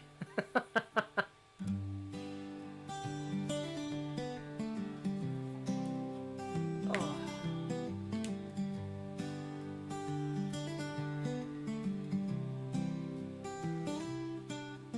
What color is the support filament, Blister? Wait, you... Oh my god, you did that to kids that didn't even see... You snipe hunted some kids for giant squirrels? It's fucked up.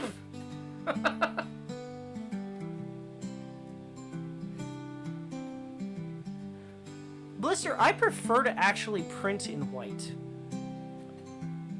It's the easiest color to actually paint.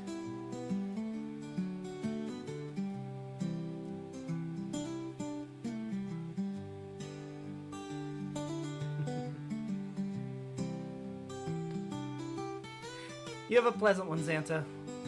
Merry Darkmas.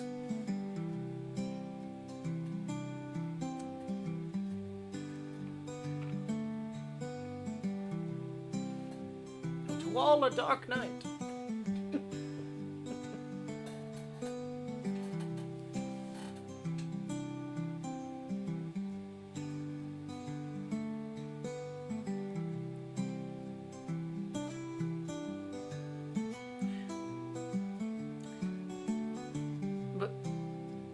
To go back real quick, Play Bunny, I'm glad you're okay.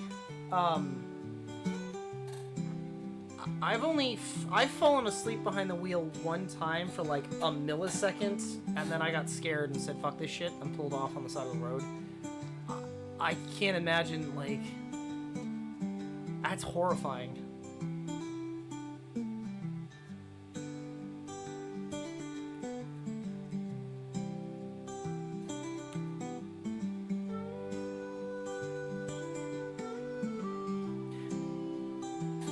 I also have a an exchange student story, if you want to hear it.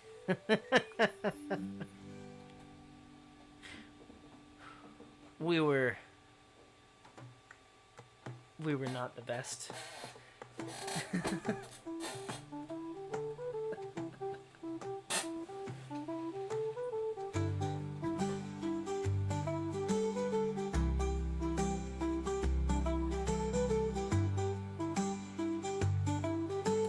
So, when I was in... Is that high school? Yeah, it was high school.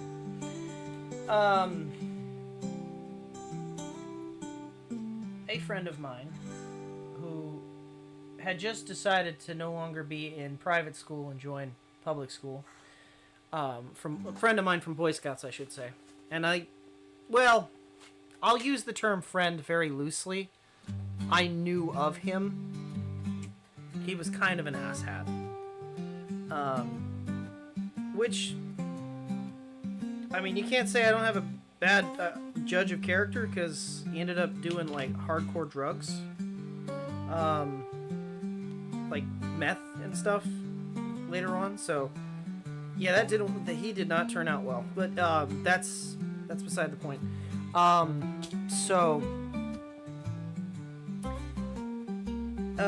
He and his mom had an exchange student. And,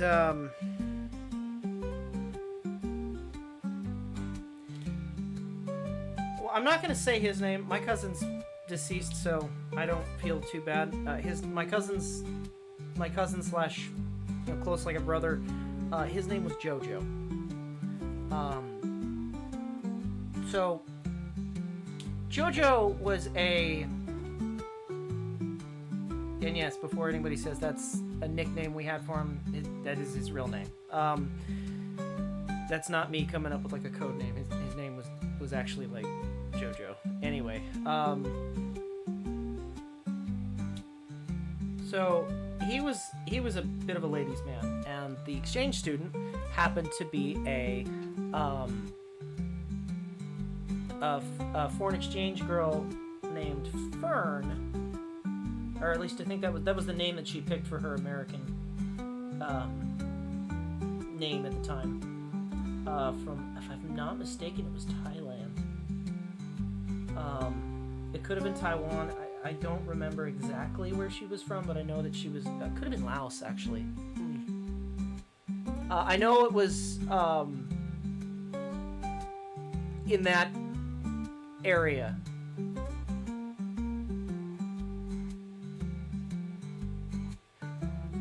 Hello, Falzon. Did I say that right? Falzon? Espada? Anyway, so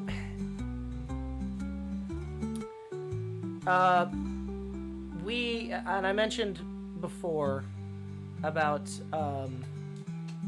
our Halloween parties having truth or dare, spin the bottle kind of thing. Well, she wanted to play, and the acquaintance, we'll call him, didn't want to play because he didn't want Fern. I think her name was Fern. I think it was either Fern or Lily. I can't remember. It was a plant name. I think it was Fern. I think it was Fern. I'm only confused because that's a name that I have in my life currently, and I'm not sure if I'm mixing that name up. So for sake of it, we'll call her Fern. So she wanted to play, and my acquaintance did not want her to play. He wanted her to be kind of like all into him. And my cousin happened to be the sort of ladies' man type. So he was like, no, you should play spin the bottle. And then he spun the bottle, and she stopped it on her. She reached out and grabbed the bottle and pointed it at her. And we all knew, we were like, And the acquaintance goes, no, she's not doing that. She's choosing truth or dare. And we were like, okay. And then my cousin, being cheeky, goes, okay, all right, you want to do dare? I dare you to kiss me. And then he freaked out and said, no, you can't do that. That's not, and he goes, okay, fine. Well, have you ever shot a BB gun before? And she said no. And he goes, okay.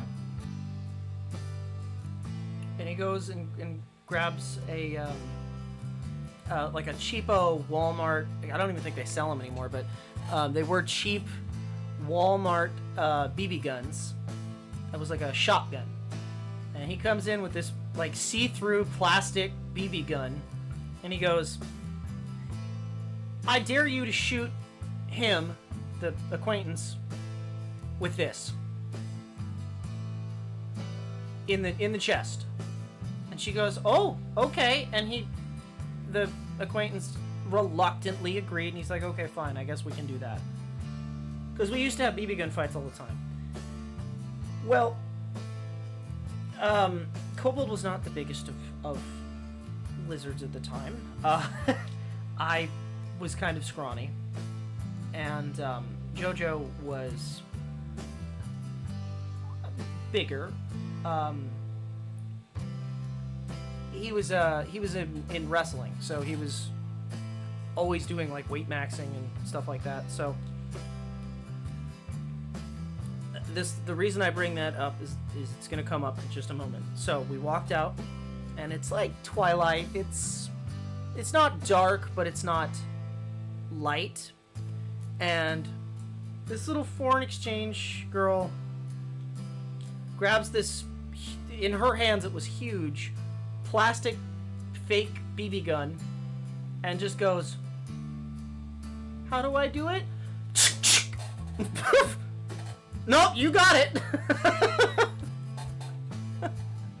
And we told her to shoot him in the chest, told her how to shoot it, and she goes straight for his face. And he was wearing glasses, but she shot him straight in like the corner of her eye, or his eye, and hit him like right on the nose. And we were trying so hard not to laugh because it was funny. I'm not gonna lie. And he was pissed, as one would be. And he looks at her because she shot him, and you could see him like getting, and he looks at her and then stops, and then he turns and looks at Jojo and does the same thing and then stops, and then he turns and looks at me, who has nothing to do with this situation other than I'm just there,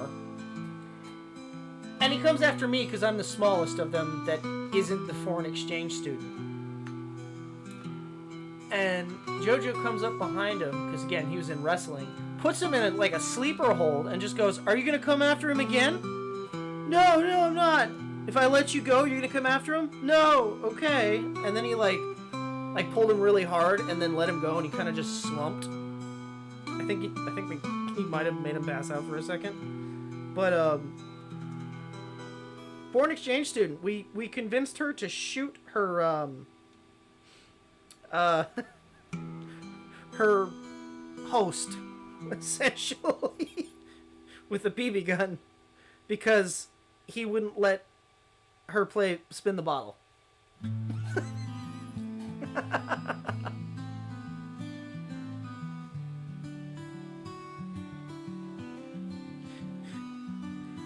I will say, for somebody who has never shot a weapon and claims to not know anything about them, she sure had damn good aim.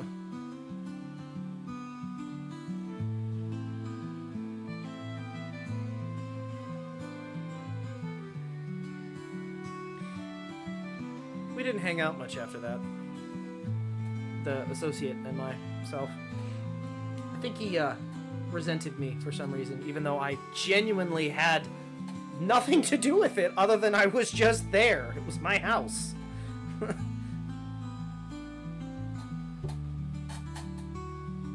Fuck him. Better company not to be in. Especially since I'm not into, hardcore drugs. This is the Tory. Yes, far.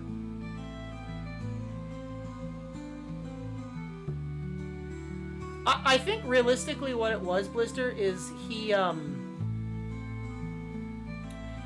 really wanted to be the ladies' man, and she was falling for lack of a better term, the white devil, because my cousin was incredibly pale.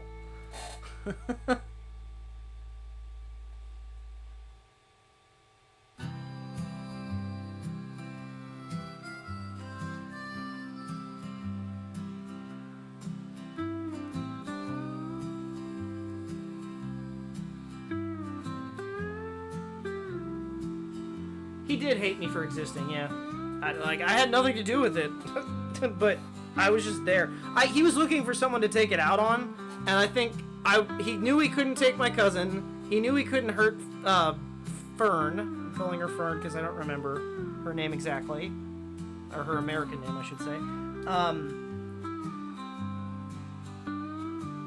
So he went for the only target that he thought he could take. Stream is going well far. How's the trip going? Yes, also the swab has gone from red to black.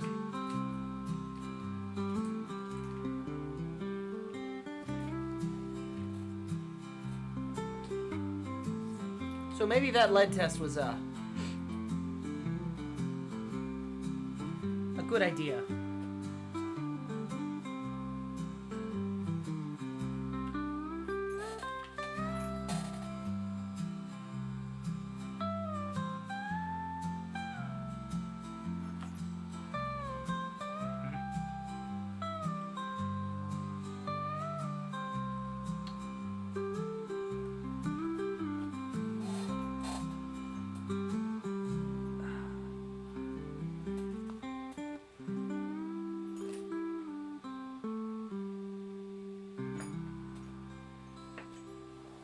Chicken and shrimp carbonara. Ooh.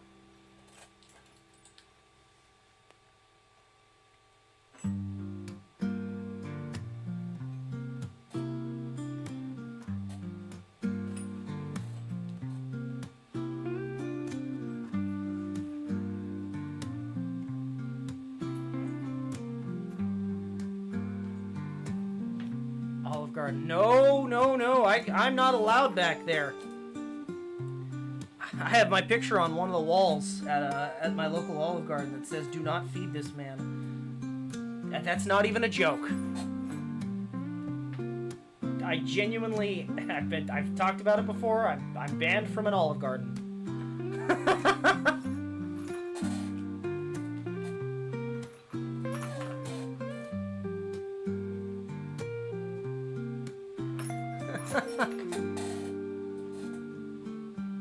what did I do? Well, I ate a lot of food. Let's just put it that way.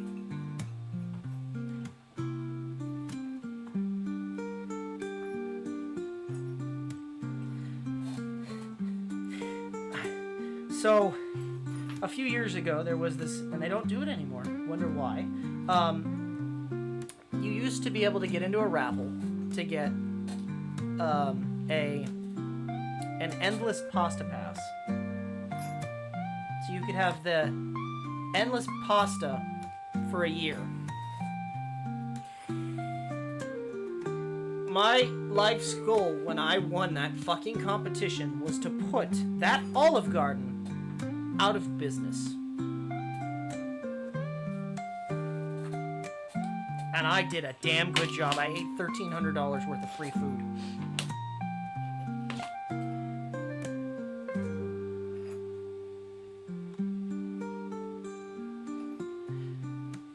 And on the last day, the owner, which, by the way, nobody that worked there knew how to deal with this card. Every time I went, the owner had to come out and, like, bypass the whole system. Because I guess Olive Gardens are, technically speaking, they're not a corporation. It's a, or it is a corporation, but it's a, it's like McDonald's. You can own an Olive Garden. It's not, it's like a, or an Ace Hardware. They're proprietary. They're not, it's not like a superstore like Walmart's all owned by Walmart. But you can, they're individual. So, this guy had to come out every single, franchise, that's the word I'm looking for. He knew me, and I tried to wear different things so he didn't know it was me. No, he knew me every time. On the last day he came out, I didn't even get to finish my food. The store wasn't closed. I was there from like 9 when they opened all the way until, I would say I think it was like 1 or 2. I was there the whole day, and I had intended on eating the whole day. By the way, on the endless pasta, just off topic real quick, the big plate they give you keeps getting smaller the more you order. At one time I had ordered 10 plates, just because I was hungry, didn't eat all day, and that was what I ate.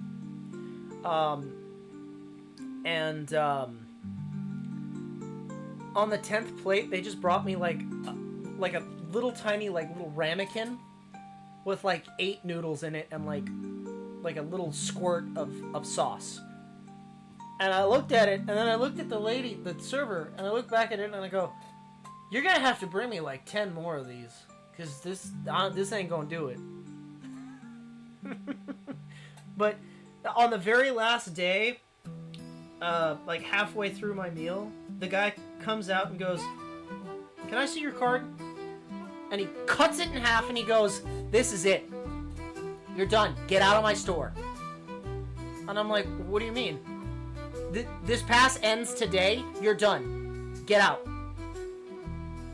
Then they took my picture, and they, a friend of mine went back with his family and took a picture of it. I have it somewhere. It says, "Do not serve this person," and it's like on their front door.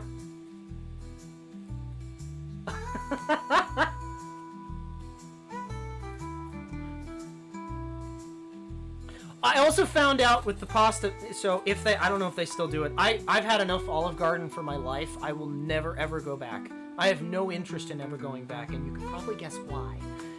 But did you know that on the endless pasta, if you get the salad,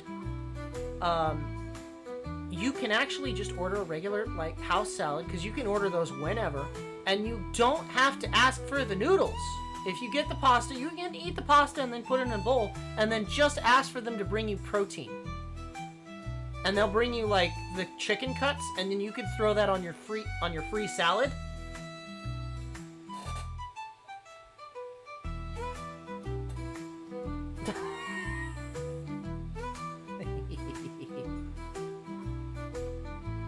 Farley remembers when it happened. It was funny. I wear that band like a fucking trophy.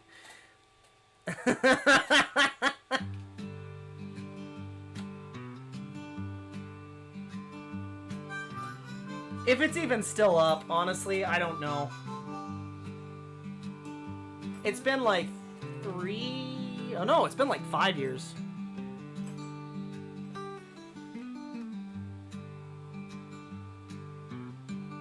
Olive Garden is Salt Lake Central. I've been to all of them on the West Coast, with reason. The Olive Garden I found the best is in Vacaville, California, because they do all of their pasta baked. Put up a wanted poster in a potential town I build in the SCP when it releases. Yes, you may.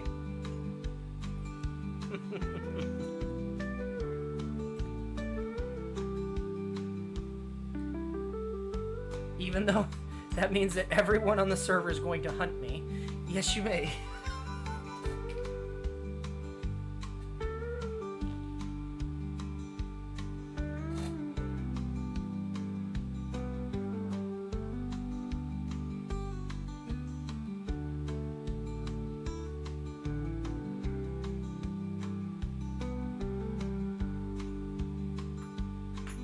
Really? What was on the crop top? Or is it just because it was like a Bible Belt town, and they don't want to see the?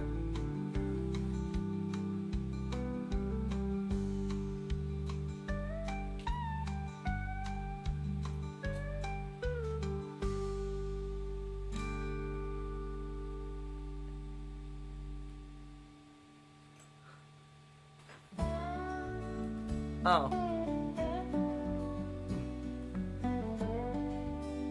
Transphobic stuff. That's fair. I mean, well, it's not fair. Let me rephrase that. It's fucked up, but it makes sense, I guess. You're violating our dress code. But you don't work there.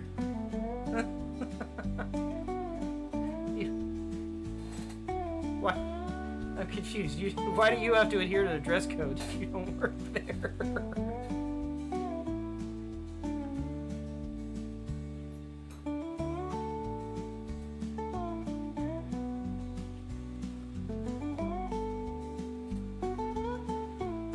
Although, that being said, I want to get dress coded at Disney at least once in my lifetime, because I want the free shirt.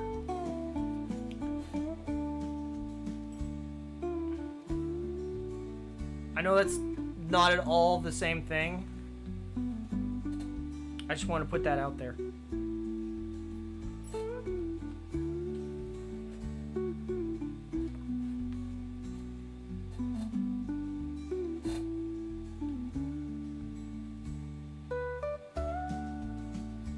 Oh, that was weird. Are we still streaming? Are we still good? My monitor just shut off and turned back on.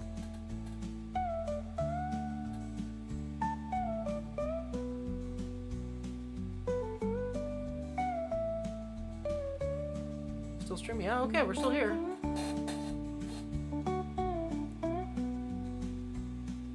I don't respect anyone with a mouse on their badge.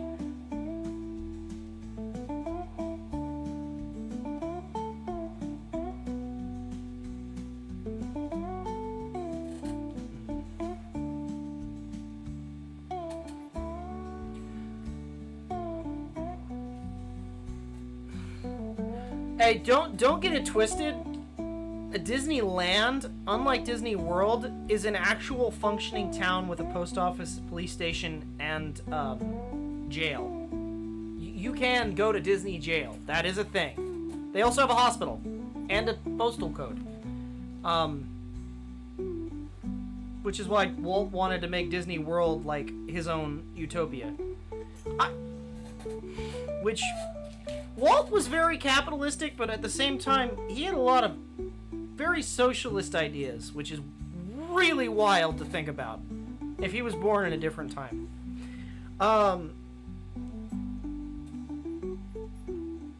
What a good Disney jail. I do too, but kind of like the Monopoly, I just want to visit. I don't want to...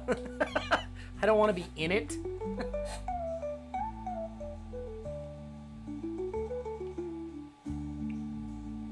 Listen, I'm a Disney adult. I know way too much about Disneyland.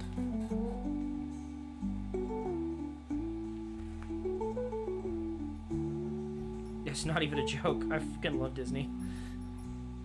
I am... I start getting fucking shakes when I don't go.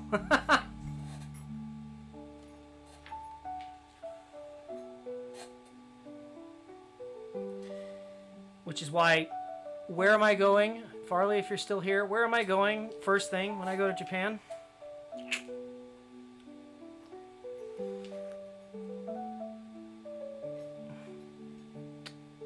I'll give him a moment if he's still here. He might not be.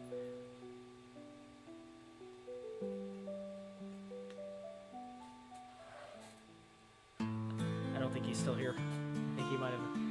Hello Kitty Land. Is that a thing? If that's a thing, hell yeah. But no, I was gonna say Tokyo Disney. Hell yeah. Is that actually a thing? Is there a Hello Kitty Land? Is that a real thing? Or are you just pulling my leg?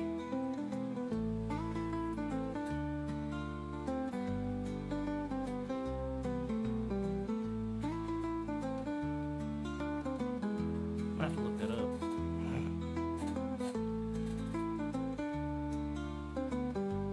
File type doesn't really matter in 3D printing, Blister. I find that STLs are a little bit more stable than OBJ, but that's just in my experience. Sometimes OBJs will get corrupted when you make the G-code.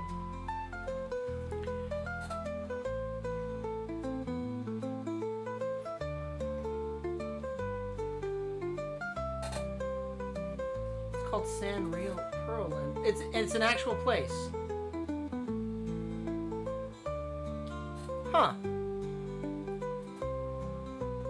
I'll have to look that up. Is it? It's in Tokyo?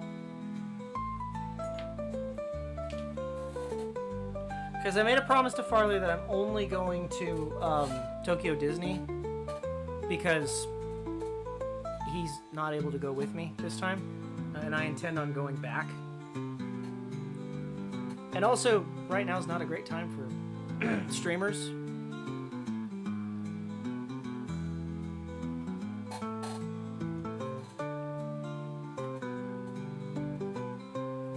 Telling the city. I'm gonna look into that.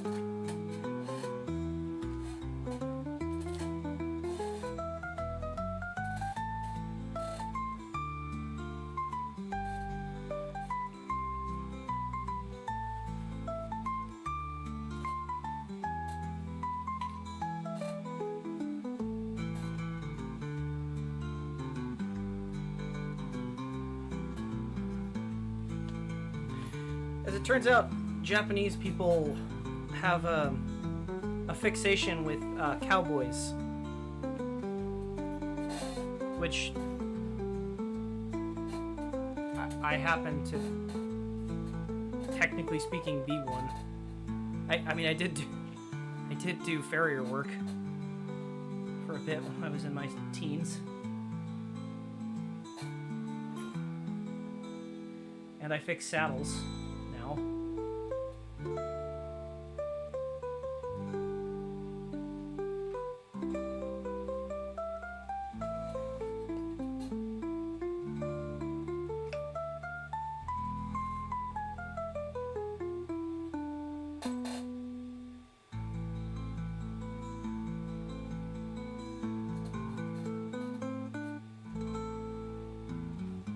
Remember if Atlantis is Disney. Atlantis is in fact Disney. I fucking love Atlantis.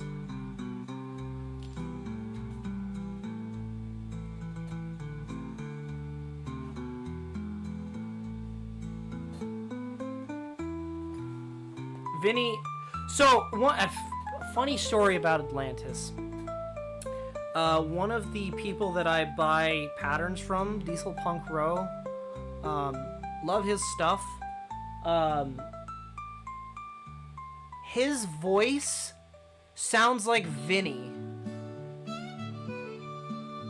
from Atlantis, like 1 for 1. So every time I buy a pattern from him, I don't need to watch his little tutorial videos, but I do just so Vinny from Atlantis can tell me how to make a fucking pattern, and it's amazing.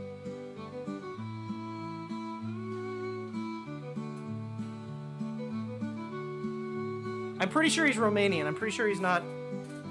Well, actually, Vinny could be a Romanian. I don't know what Vinny is. I always thought he was Italian, but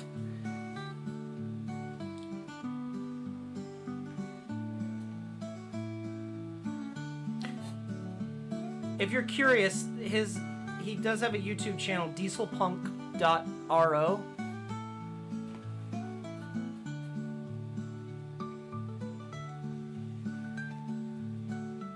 It doesn't matter what video you watch, he sounds just dead on. Yeah, I typically will do 15%, unless I want it to feel heavy, and then I'll just do 100%. But realistically, Blister, unless you are intending on wasting material, you don't need to do 100%. Any 10 to 15% should be fine. If it starts to look like, if it seems to fail, if you do it a couple times and it seems to fail, I usually, when that happens to me, I'll up it to 25%. And then when it fails at that level, then I just say fuck it and I print it at 100. Because then I can't say it was the infill. Oh!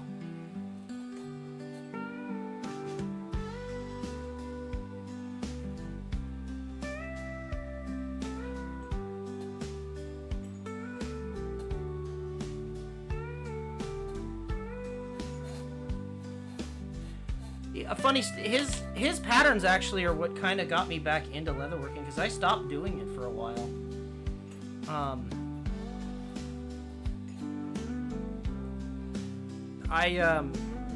Somebody had asked me to make them something, and I said, well, I know how to do leatherwork, I can probably figure that out. And then I looked online and I bought,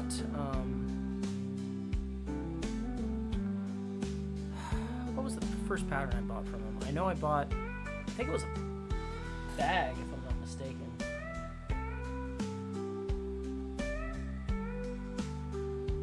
I don't think I still have it. I think I gave it to somebody. But I basically bought a pattern from him, and I watched the video, and then I started watching other videos, and a lot of my hat designs don't come from him, although oh, actually, I know what it was. I know, it was the Civil War hat, his cappy. This is the first pattern I bought from him. And I made mine. This is a little too small for me, and it's not my best hat. But, yeah, I genuinely speaking, I wear this quite a bit. And, even now, I'll still wear it, and people go, oh, that's a really cool hat. I used too coarse of a thread, and it leaves an indentation on my head, which is why I don't really care for it. But his hat, this style of hat is kind of, when I did this, I liked this. So this is, I won't say I'm stealing it, but a lot of my hat designs kind of are inspired by this style.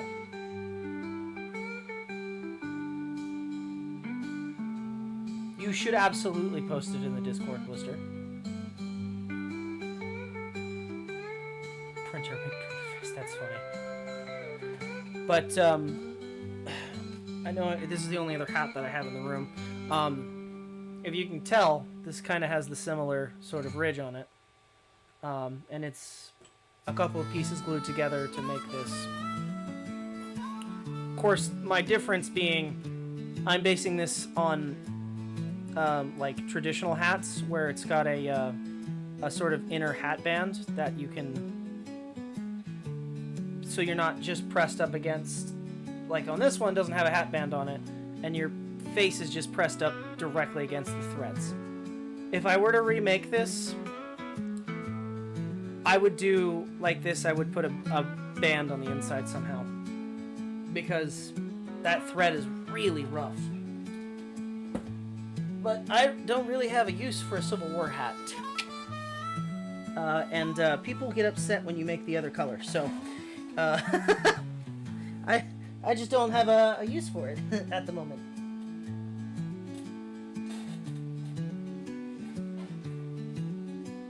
I dropped it and I don't know where it went.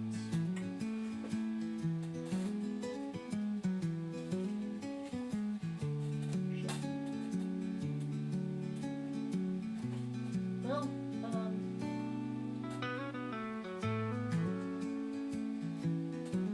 we'll run that risk. I don't see it.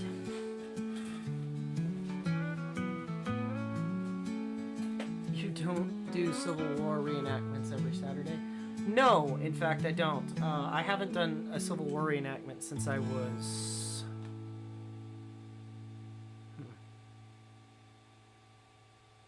like 15? So, like, last time I did it was like 15 years ago.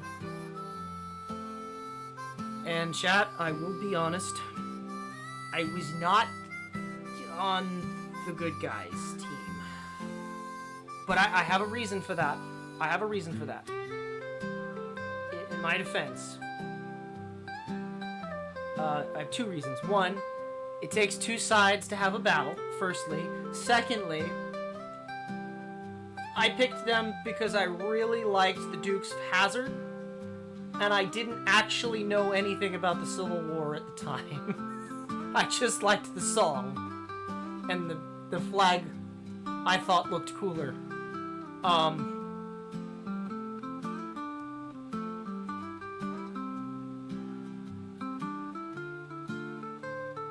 If it helps, we lost. And also, the Civil War never reached California, so I was never a part of it.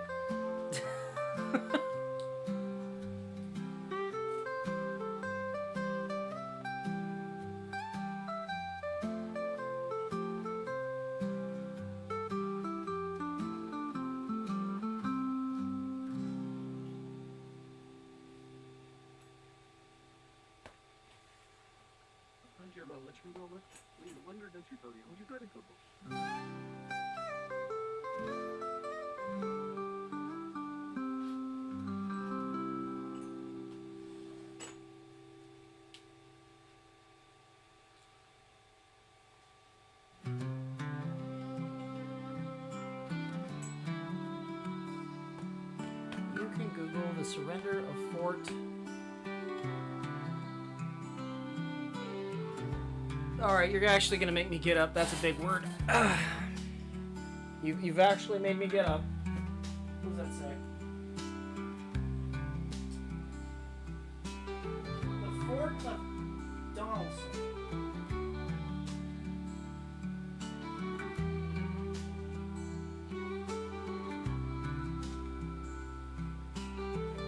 Ohio? Is where all the Confederate generals were sent after... That sounds like fun. That sounds like a fun town. Is that why all that shit happens in Ohio?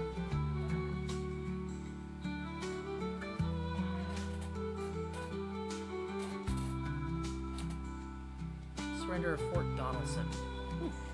I'm gonna look that up after stream. Surprisingly, I don't know shit about the Civil War, which is unusual considering, like,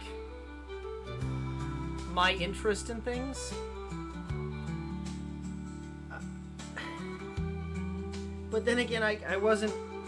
I'm more interested in, like, the, pioneer sort of stuff and the Gold Rush and Silver Rush.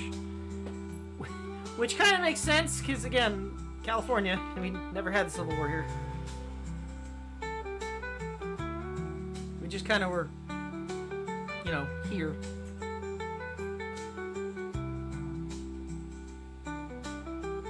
Technically calls it the Battle of Fort Donaldson. Okay.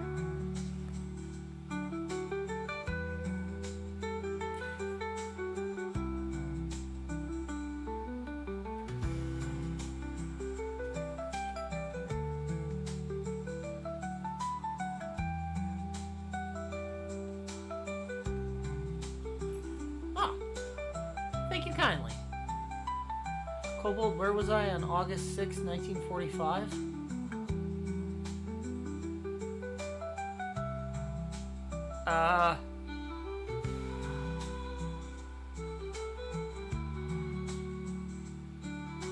Not in Nevada?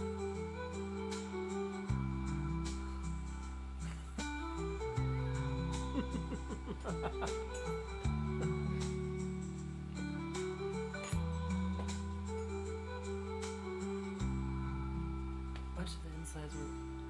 Oh, that's really cool. I would not want to get rid of that. I would have been... I'd have told the museum to shove it.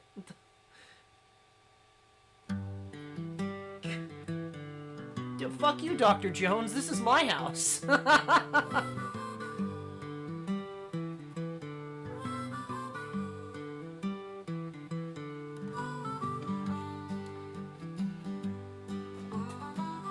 Seth, I wasn't lying.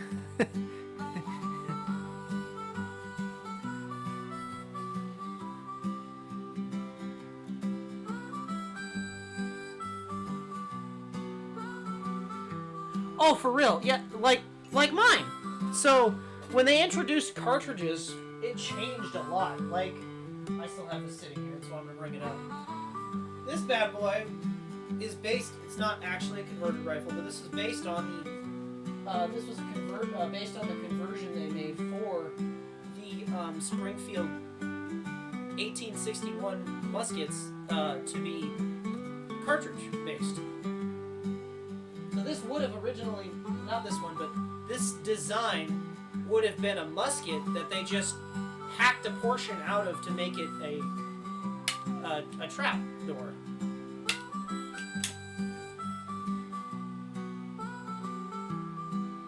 This is the Shoulder Destroyer 9000. But damn if I'm not accurate with it.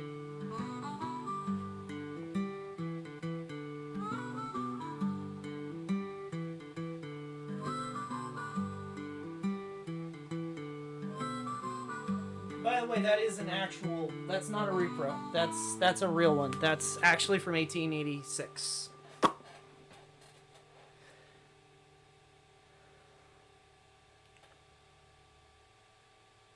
We did the stock pad on that one. By the way, chat, still have not test fired it, so still don't know if the cushion even works. So interestingly about that one, Plague Bunny, I bought it at an antique store, not on purpose. Like, I've always wanted a trapdoor rifle, or rather, I've always wanted a Springfield of some kind, right? Realistically, I wanted the musket. I wanted the Civil War musket, and I was sitting in an antique shop up near where I live, and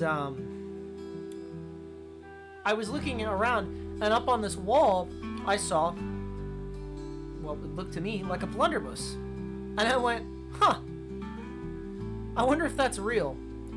And I asked the guy about it, and he goes, no, it's not, that's not real, that's just a toy.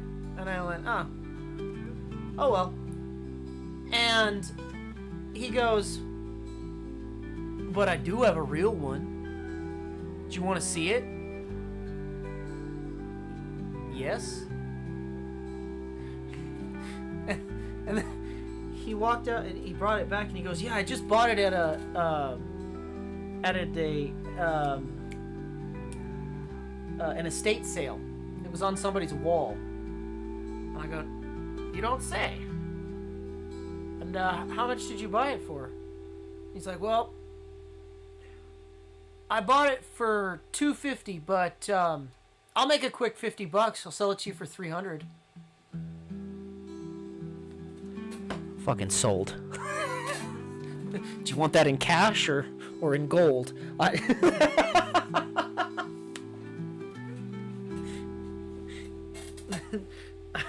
immediately went to the Wells Fargo and was like, I need to pull out $300 right now.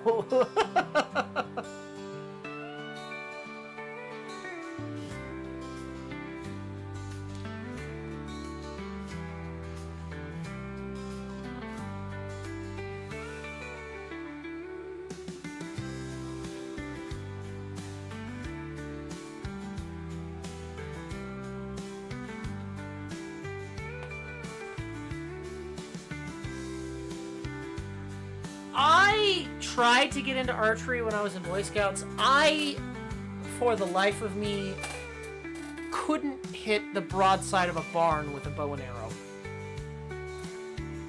You put a rifle in my arms, and I can. So, I don't know. I don't know where the disconnect goes there, because, like, I get the concept, I can't hit anything with it.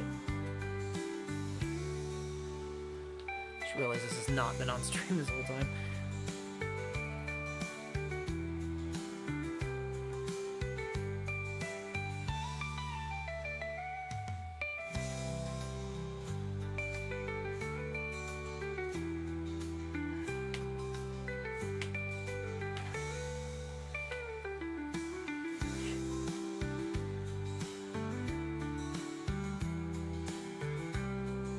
I made it to Eagle, and then for a while I was a scoutmaster, but the troop kind of died, and it was always the moms that wanted to step in, and it's like, well, no, this is Boy Scouts. You have to let the boys run the troop. That's the point. You're teaching them leadership. That was always hard. So our troop kind of died, and it was sad, but I would genuinely recommend Boy Scouts. It was, even now, I would still recommend it, because it was something that was, honestly, it's where most of my stories come from. It was a huge thing in my life.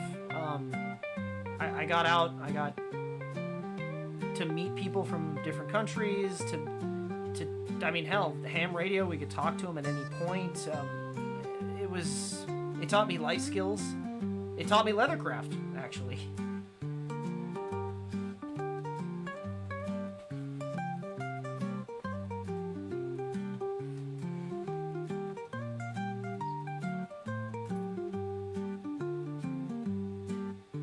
I mean, I'm bi, and the whole gay thing isn't a problem anymore, by the way.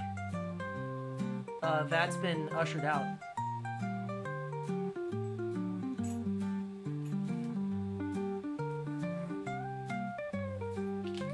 And actually, there's no Boy Scouts anymore. It's no longer Boy Scouts. Now it's just Scouts of America. Boy Scouts and Girl Scouts have merged.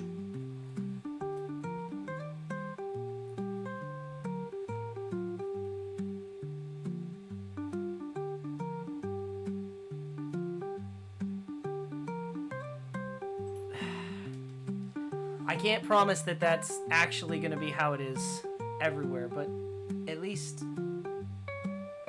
in terms of leadership, the if you're gay you can't be in Boy Scouts thing is supposed to be dead. I can't obviously promise that that's actually how it is, but you know, who's got the cookies? Both have cookies now. I'm gonna be real with you. Boy Scouts had to sell fucking... Okay. Boy Scouts had to sell nasty-ass popcorn that no one ever wanted to buy. That is one thing that my mom did that I love to death. She said, okay, ain't nobody buying this popcorn and we need to make money for the troops. So she went and she brokered a deal with C's Candy. And our troop was the only troop that sold fucking C's Candy.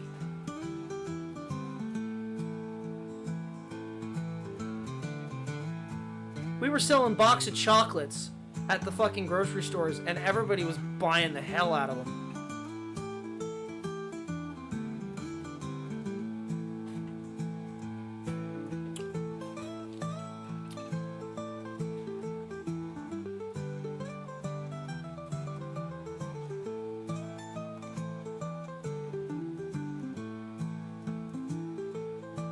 I will say, though, I can't imagine how difficult it would be in today's day and age to actually do an Eagle project.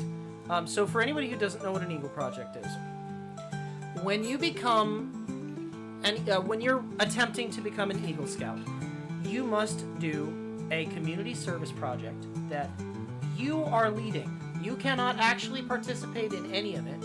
However, you have to plan it, you have to source all the materials, all the labor, and you can't spend a dime on it. I rebuilt, for my project, the outdoor area of my local elementary school. Because, well, it was a shitty fucking eating area when I went there like 10 years prior, and I was like, well, I want to help this. And sourcing wood was incredibly difficult. Home Depot will give you nothing.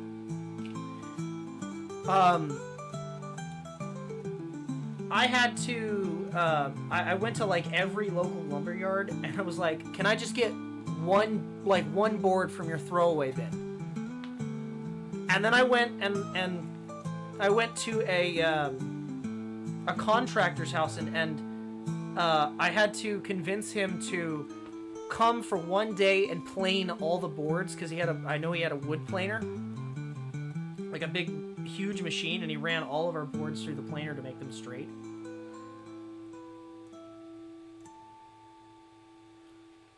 I still have my vests, badges, and I think I still have my sash. I know my mom wanted to take all the badges off the sash and turn it into a blanket. I don't know if she did that or not, though. She might have. My mom's really into quilting, so. She's going to be the one. I've already got her to agree. She's making me my blanket for Mountain Man, so I don't actually have to do that, because I don't know how to quilt at all.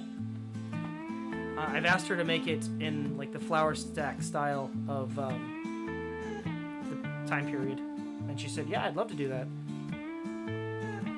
She actually has a flower stack blanket that my great-grandmother made, and she's going to base it around that with maybe less putrid colors.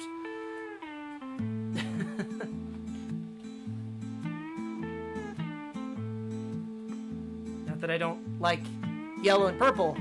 It's just not my colors.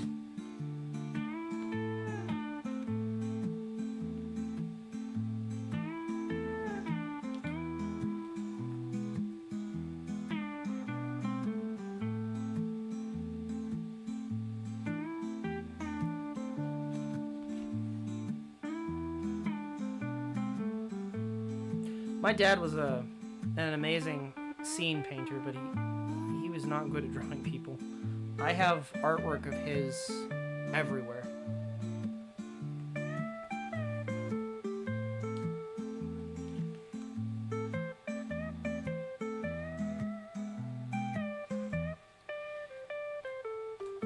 It's really kind of upsetting in a way. Like, I didn't get into leatherworking until, like, heavily into leatherworking until after he'd passed. I mean, I'd done it on and off, but it wasn't, like, my main hobby, I guess. And now that I do it, I kind of wish that he was still around, because this kind of stuff is, this would have been amazing to him to see. Because, especially the pattern making, because he loved making patterns and stuff, so I have some of his patterns still. Frankly, they're underneath me. I could probably dig them out. He made a wallet for a biker gang that was shaped like a gun, or like a holster, like a gun holster, just because they wanted something like that. So one of these days I could dig through it and probably finish something of his that he didn't quite get a chance to. I also have about 1,000 fucking snake skins, because don't know where he got them. I have a bunch of cobra skins and one rattlesnake skin that I'm pretty sure I actually shouldn't own.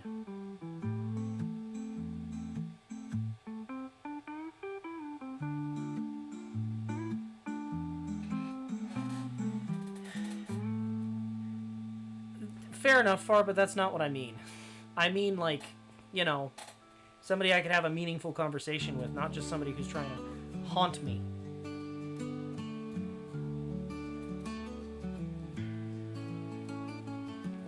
My dad always said that when he dies, he was going to haunt me and my mom. I actually fucking believe him, because, my God, so many times have I seen fucking shit in my house and just went, really? Really, Dad? Really? Like, for instance, okay, so, and I hate this. I hate that this is a real thing, and I could go and prove it on stream right now if I wanted to be annoyed all night. We bought a motion detector. We bought a motion detector for our garage in case anybody broke into the garage and they tried to come in the house. The motion detector would go off. Not like the door. If the door opened, the motion detector would go off. The second or not the second, but I'd say maybe a couple days after I put it in, it started going off randomly. And it would always scare the hell out of my mom and me. And we'd search the whole house and there'd be nobody. Then one day, it was going off constantly, and then it stopped. And I made a joke to my mom, and I said, I bet you that's Dad fucking with it. And she goes, Tom, if that's you, make it go off twice in a row. Bottom, and then nothing more. And I was just like, what the fuck? So we were able to ask basically yes and no questions, and it answered through the bleeps, which was really fucking cool. But then when we didn't talk to it, it would just go off constantly. And it was like, okay, it's fucking 2 in the morning, I need to go to sleep. So at one point I just walked up and I just ripped it off the wall and I said, sorry, Dad, I need to go to bed. I haven't put it back up.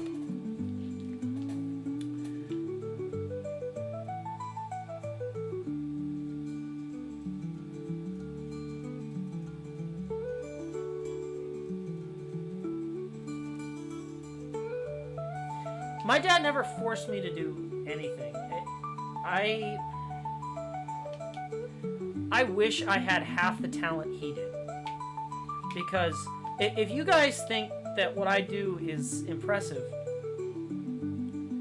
he would have left you fucking awestruck.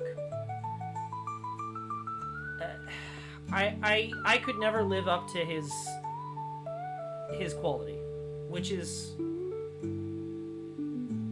unfortunate. I mean, you know, it's one of those things that, like, you never think that you're gonna exceed something, and then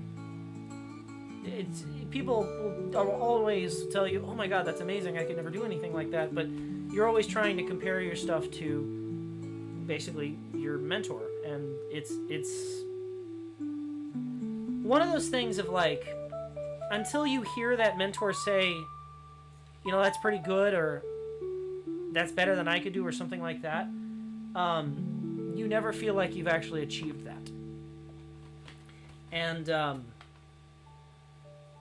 I can't get that, because, you know, he's dead. I mean, I guess I could if I put the fucking beeper back up, but I mean, who's to say he's even going to do that again now that I've done it? Maybe he's mad at me that I took it down. I don't know. Be spiteful. That'd be my dad. But yeah, my dad's paintings were fantastic. Could have gave Bob Ross a run for his money.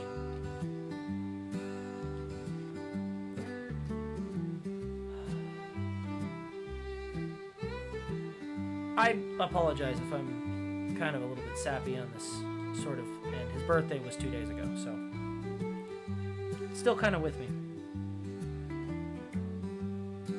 And I mean, he passed a long time ago. He passed in 2015.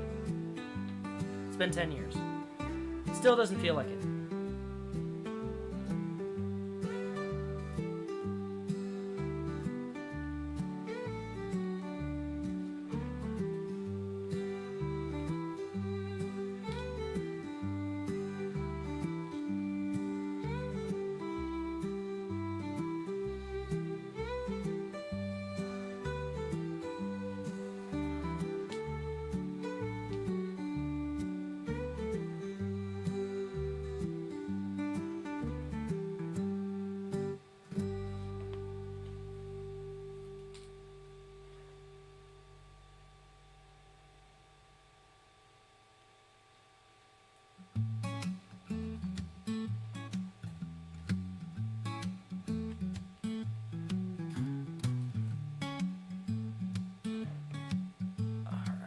almost done with one reinforcement.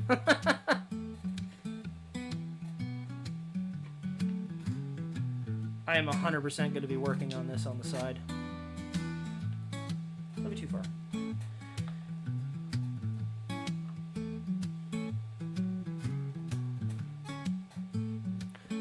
So yeah, next stream I think I'm going to work on tooling the hat bands so I can get that project done, which means we won't be seeing the hat that I keep bringing out anymore because I'm going to be giving that to him. And getting more information on the like the time period and stuff with the Mountain Man thing. I hope he tells me that there is no time period, or he gives me like a huge range. I need it to be at least 1858.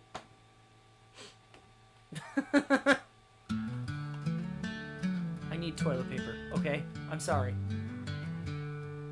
And I found it. I found a museum that sells historical toilet paper, or you know, in fake historical packaging. I need this. Okay. I'm not using a corn cob. I'm not using the communal corn cob. We've gone over this.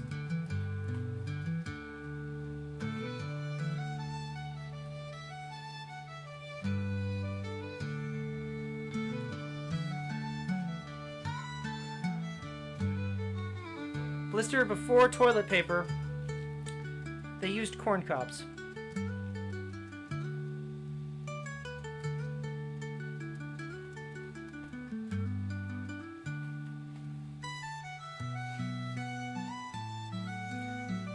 And hygiene was not really a big thing. People didn't regularly bathe until like the mid-1850s.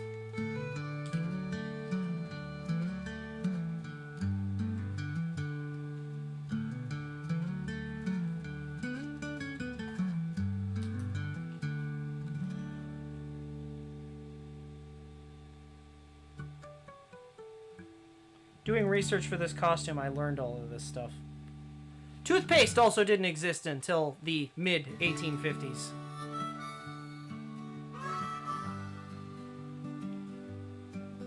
The Romans used sponges on sticks, yes. Yes, they did. Those were also communal.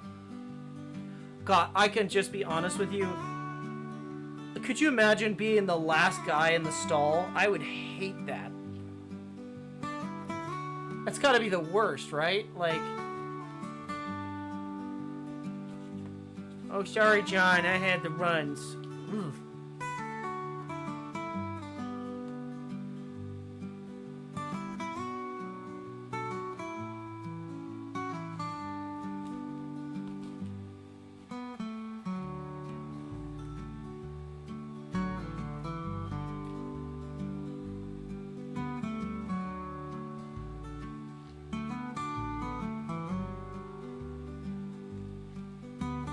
You see why people didn't live very long back then?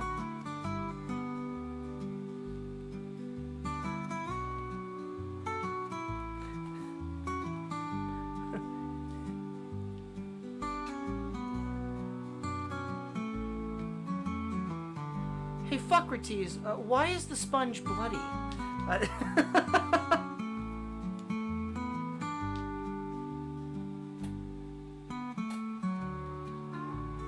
Oh yeah, they didn't discover germs until milk pasteurization in the 1860s.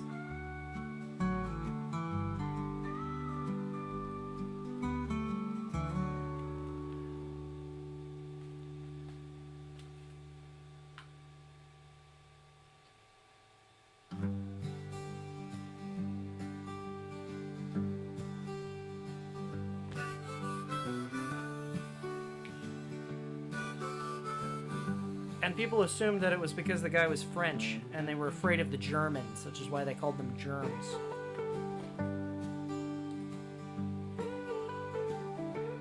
So a lot of people didn't want to do it because the French came up with it.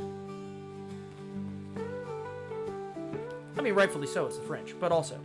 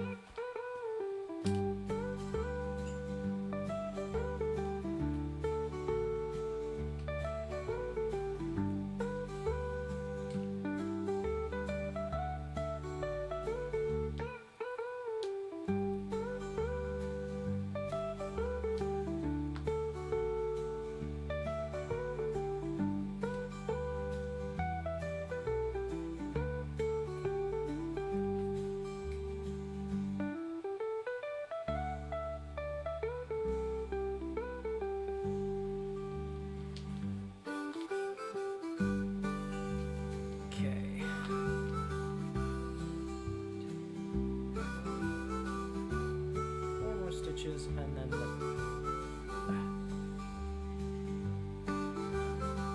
piece here will be done.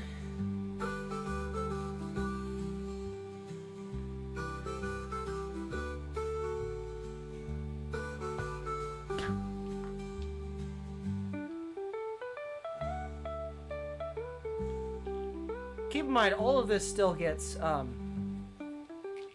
fittings on it as well, so I'm going to put brass rivets on it.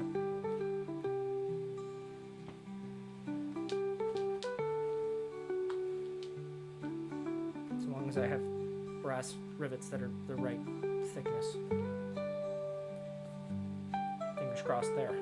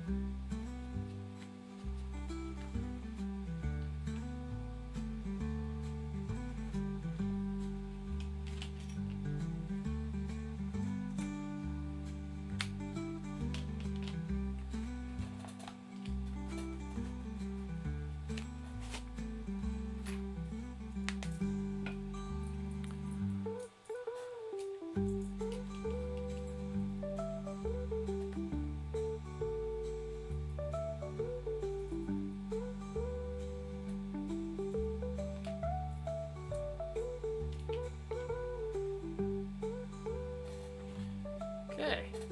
Well, it lines up really well. I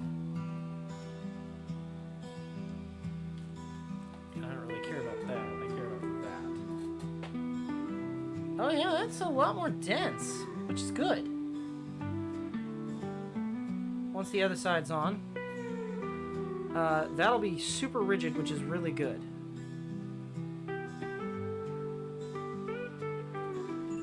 I just have to, do the other side.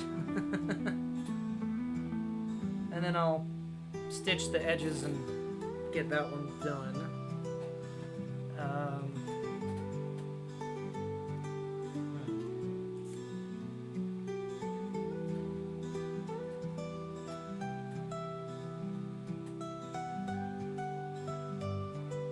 How does this work?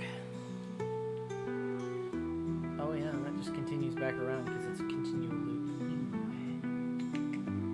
I see.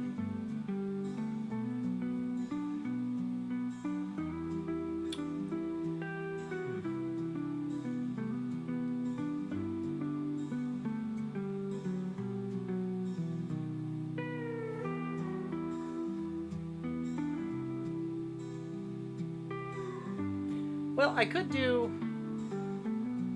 start it. I kind of don't want to. Kind of want to take a break because my hand hurts. But essentially, this is going to go here.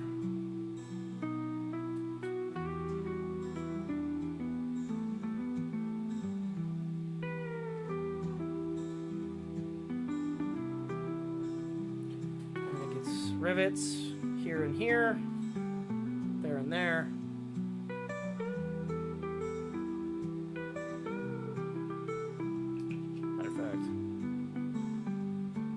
Actually go through, I hope.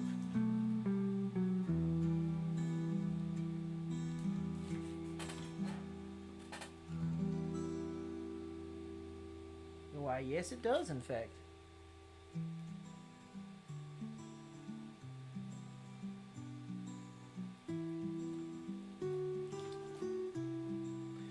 How thick is that? Can I actually...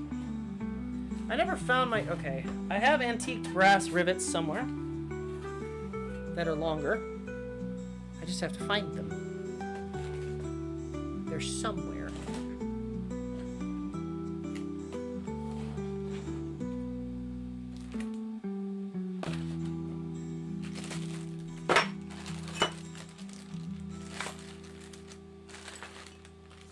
Either they're somewhere or they're nowhere.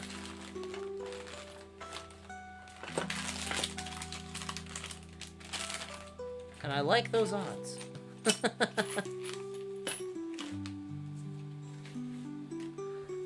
they're not up there.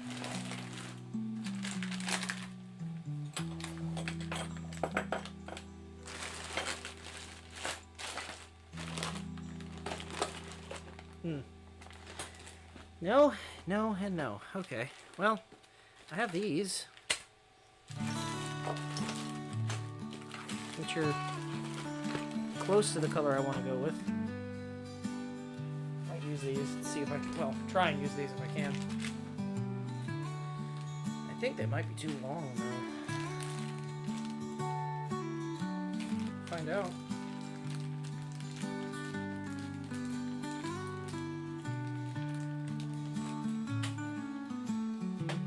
Okay.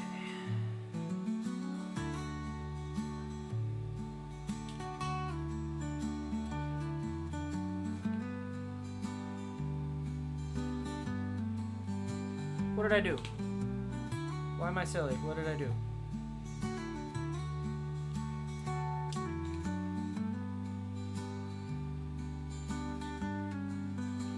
Okay.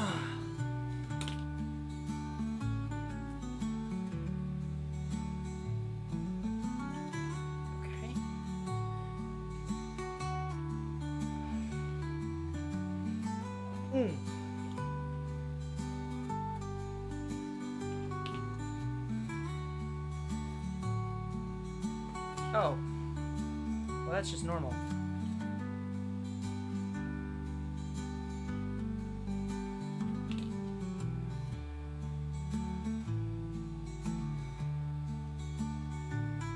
Actually, that might work.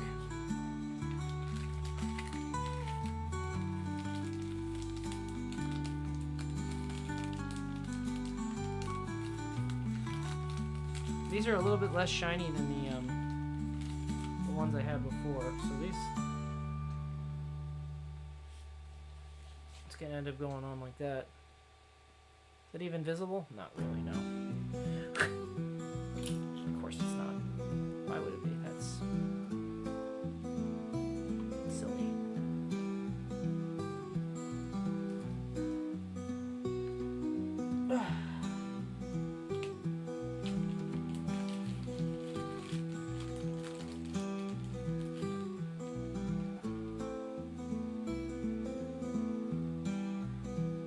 Go. Why not? I'll just put them in. Because they're going to have to go in anyway.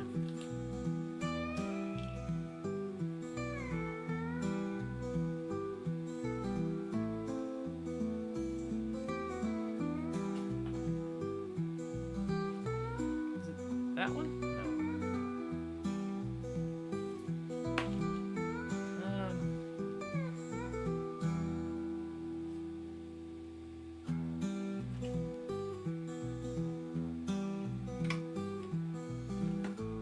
I have to move the saddle because, or the stitching pony, because it's really in the way. Okay.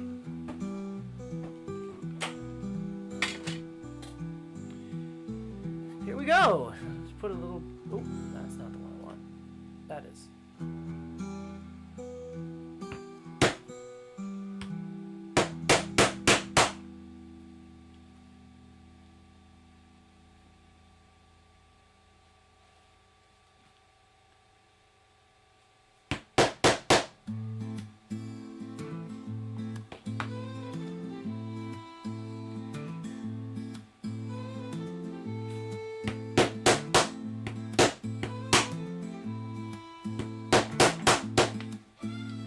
To answer your question, Far, I hope so.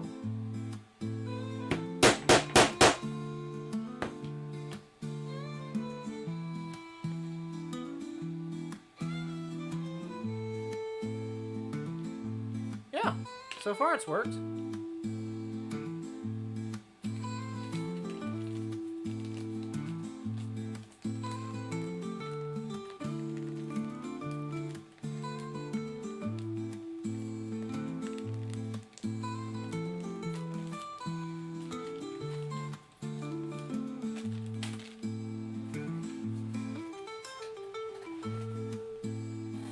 still have more to sew, but a lot more to sew.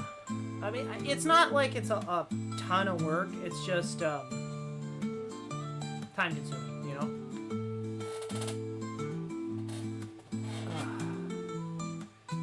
And I'm also getting close to my end of my, because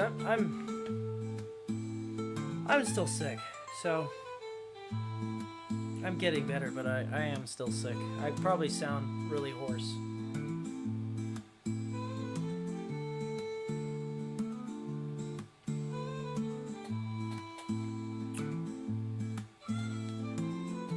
Oh, well, I'm glad you think so far. That's what everybody says. So, okay.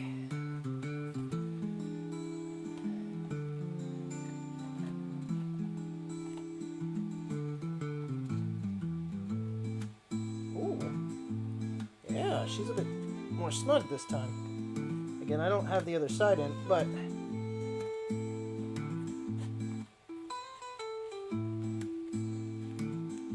oh yeah, I can see that definitely holding tight once that's sewn in. Because that's not buckling at all on this side. This side is because it's not cinched down yet, but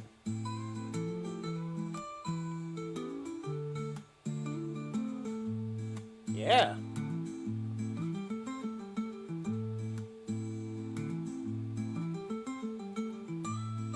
It's actually starting to look really nice.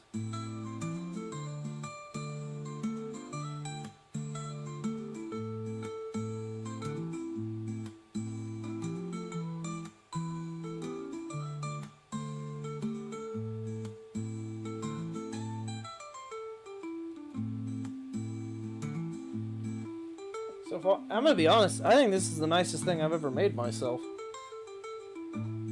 I don't make myself things often.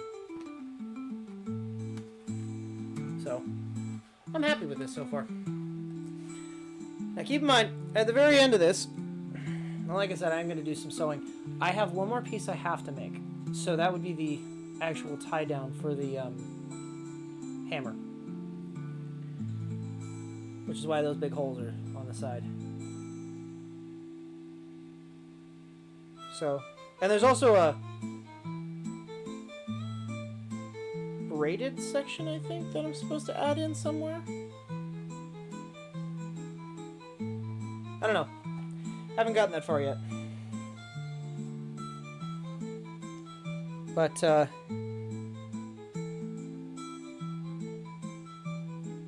where did my other needle go? There it is. In the meantime, I think I'm actually gonna call it there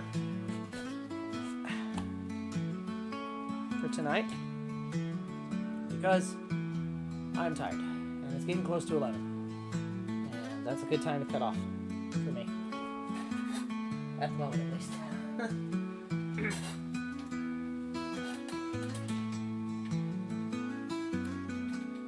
Because I must actually return to work tomorrow, at least for now. So,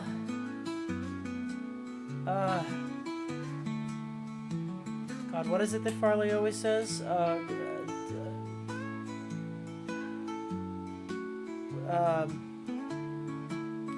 Wherever you are, day, night, or whatever, something, something, commit crime, something, have a good night.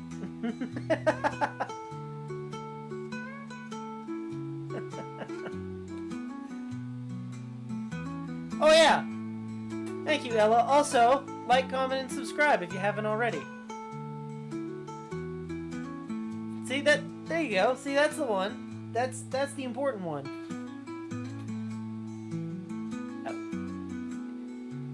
If you enjoy this kind of stuff and like the storytelling, this is basically every Tuesday and Thursday. So you might as well like, comment, subscribe, and join us next week. What? What did I do? What did I do?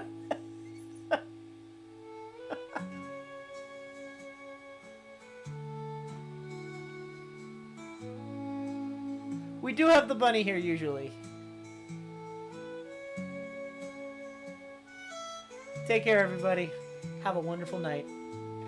Goodbye.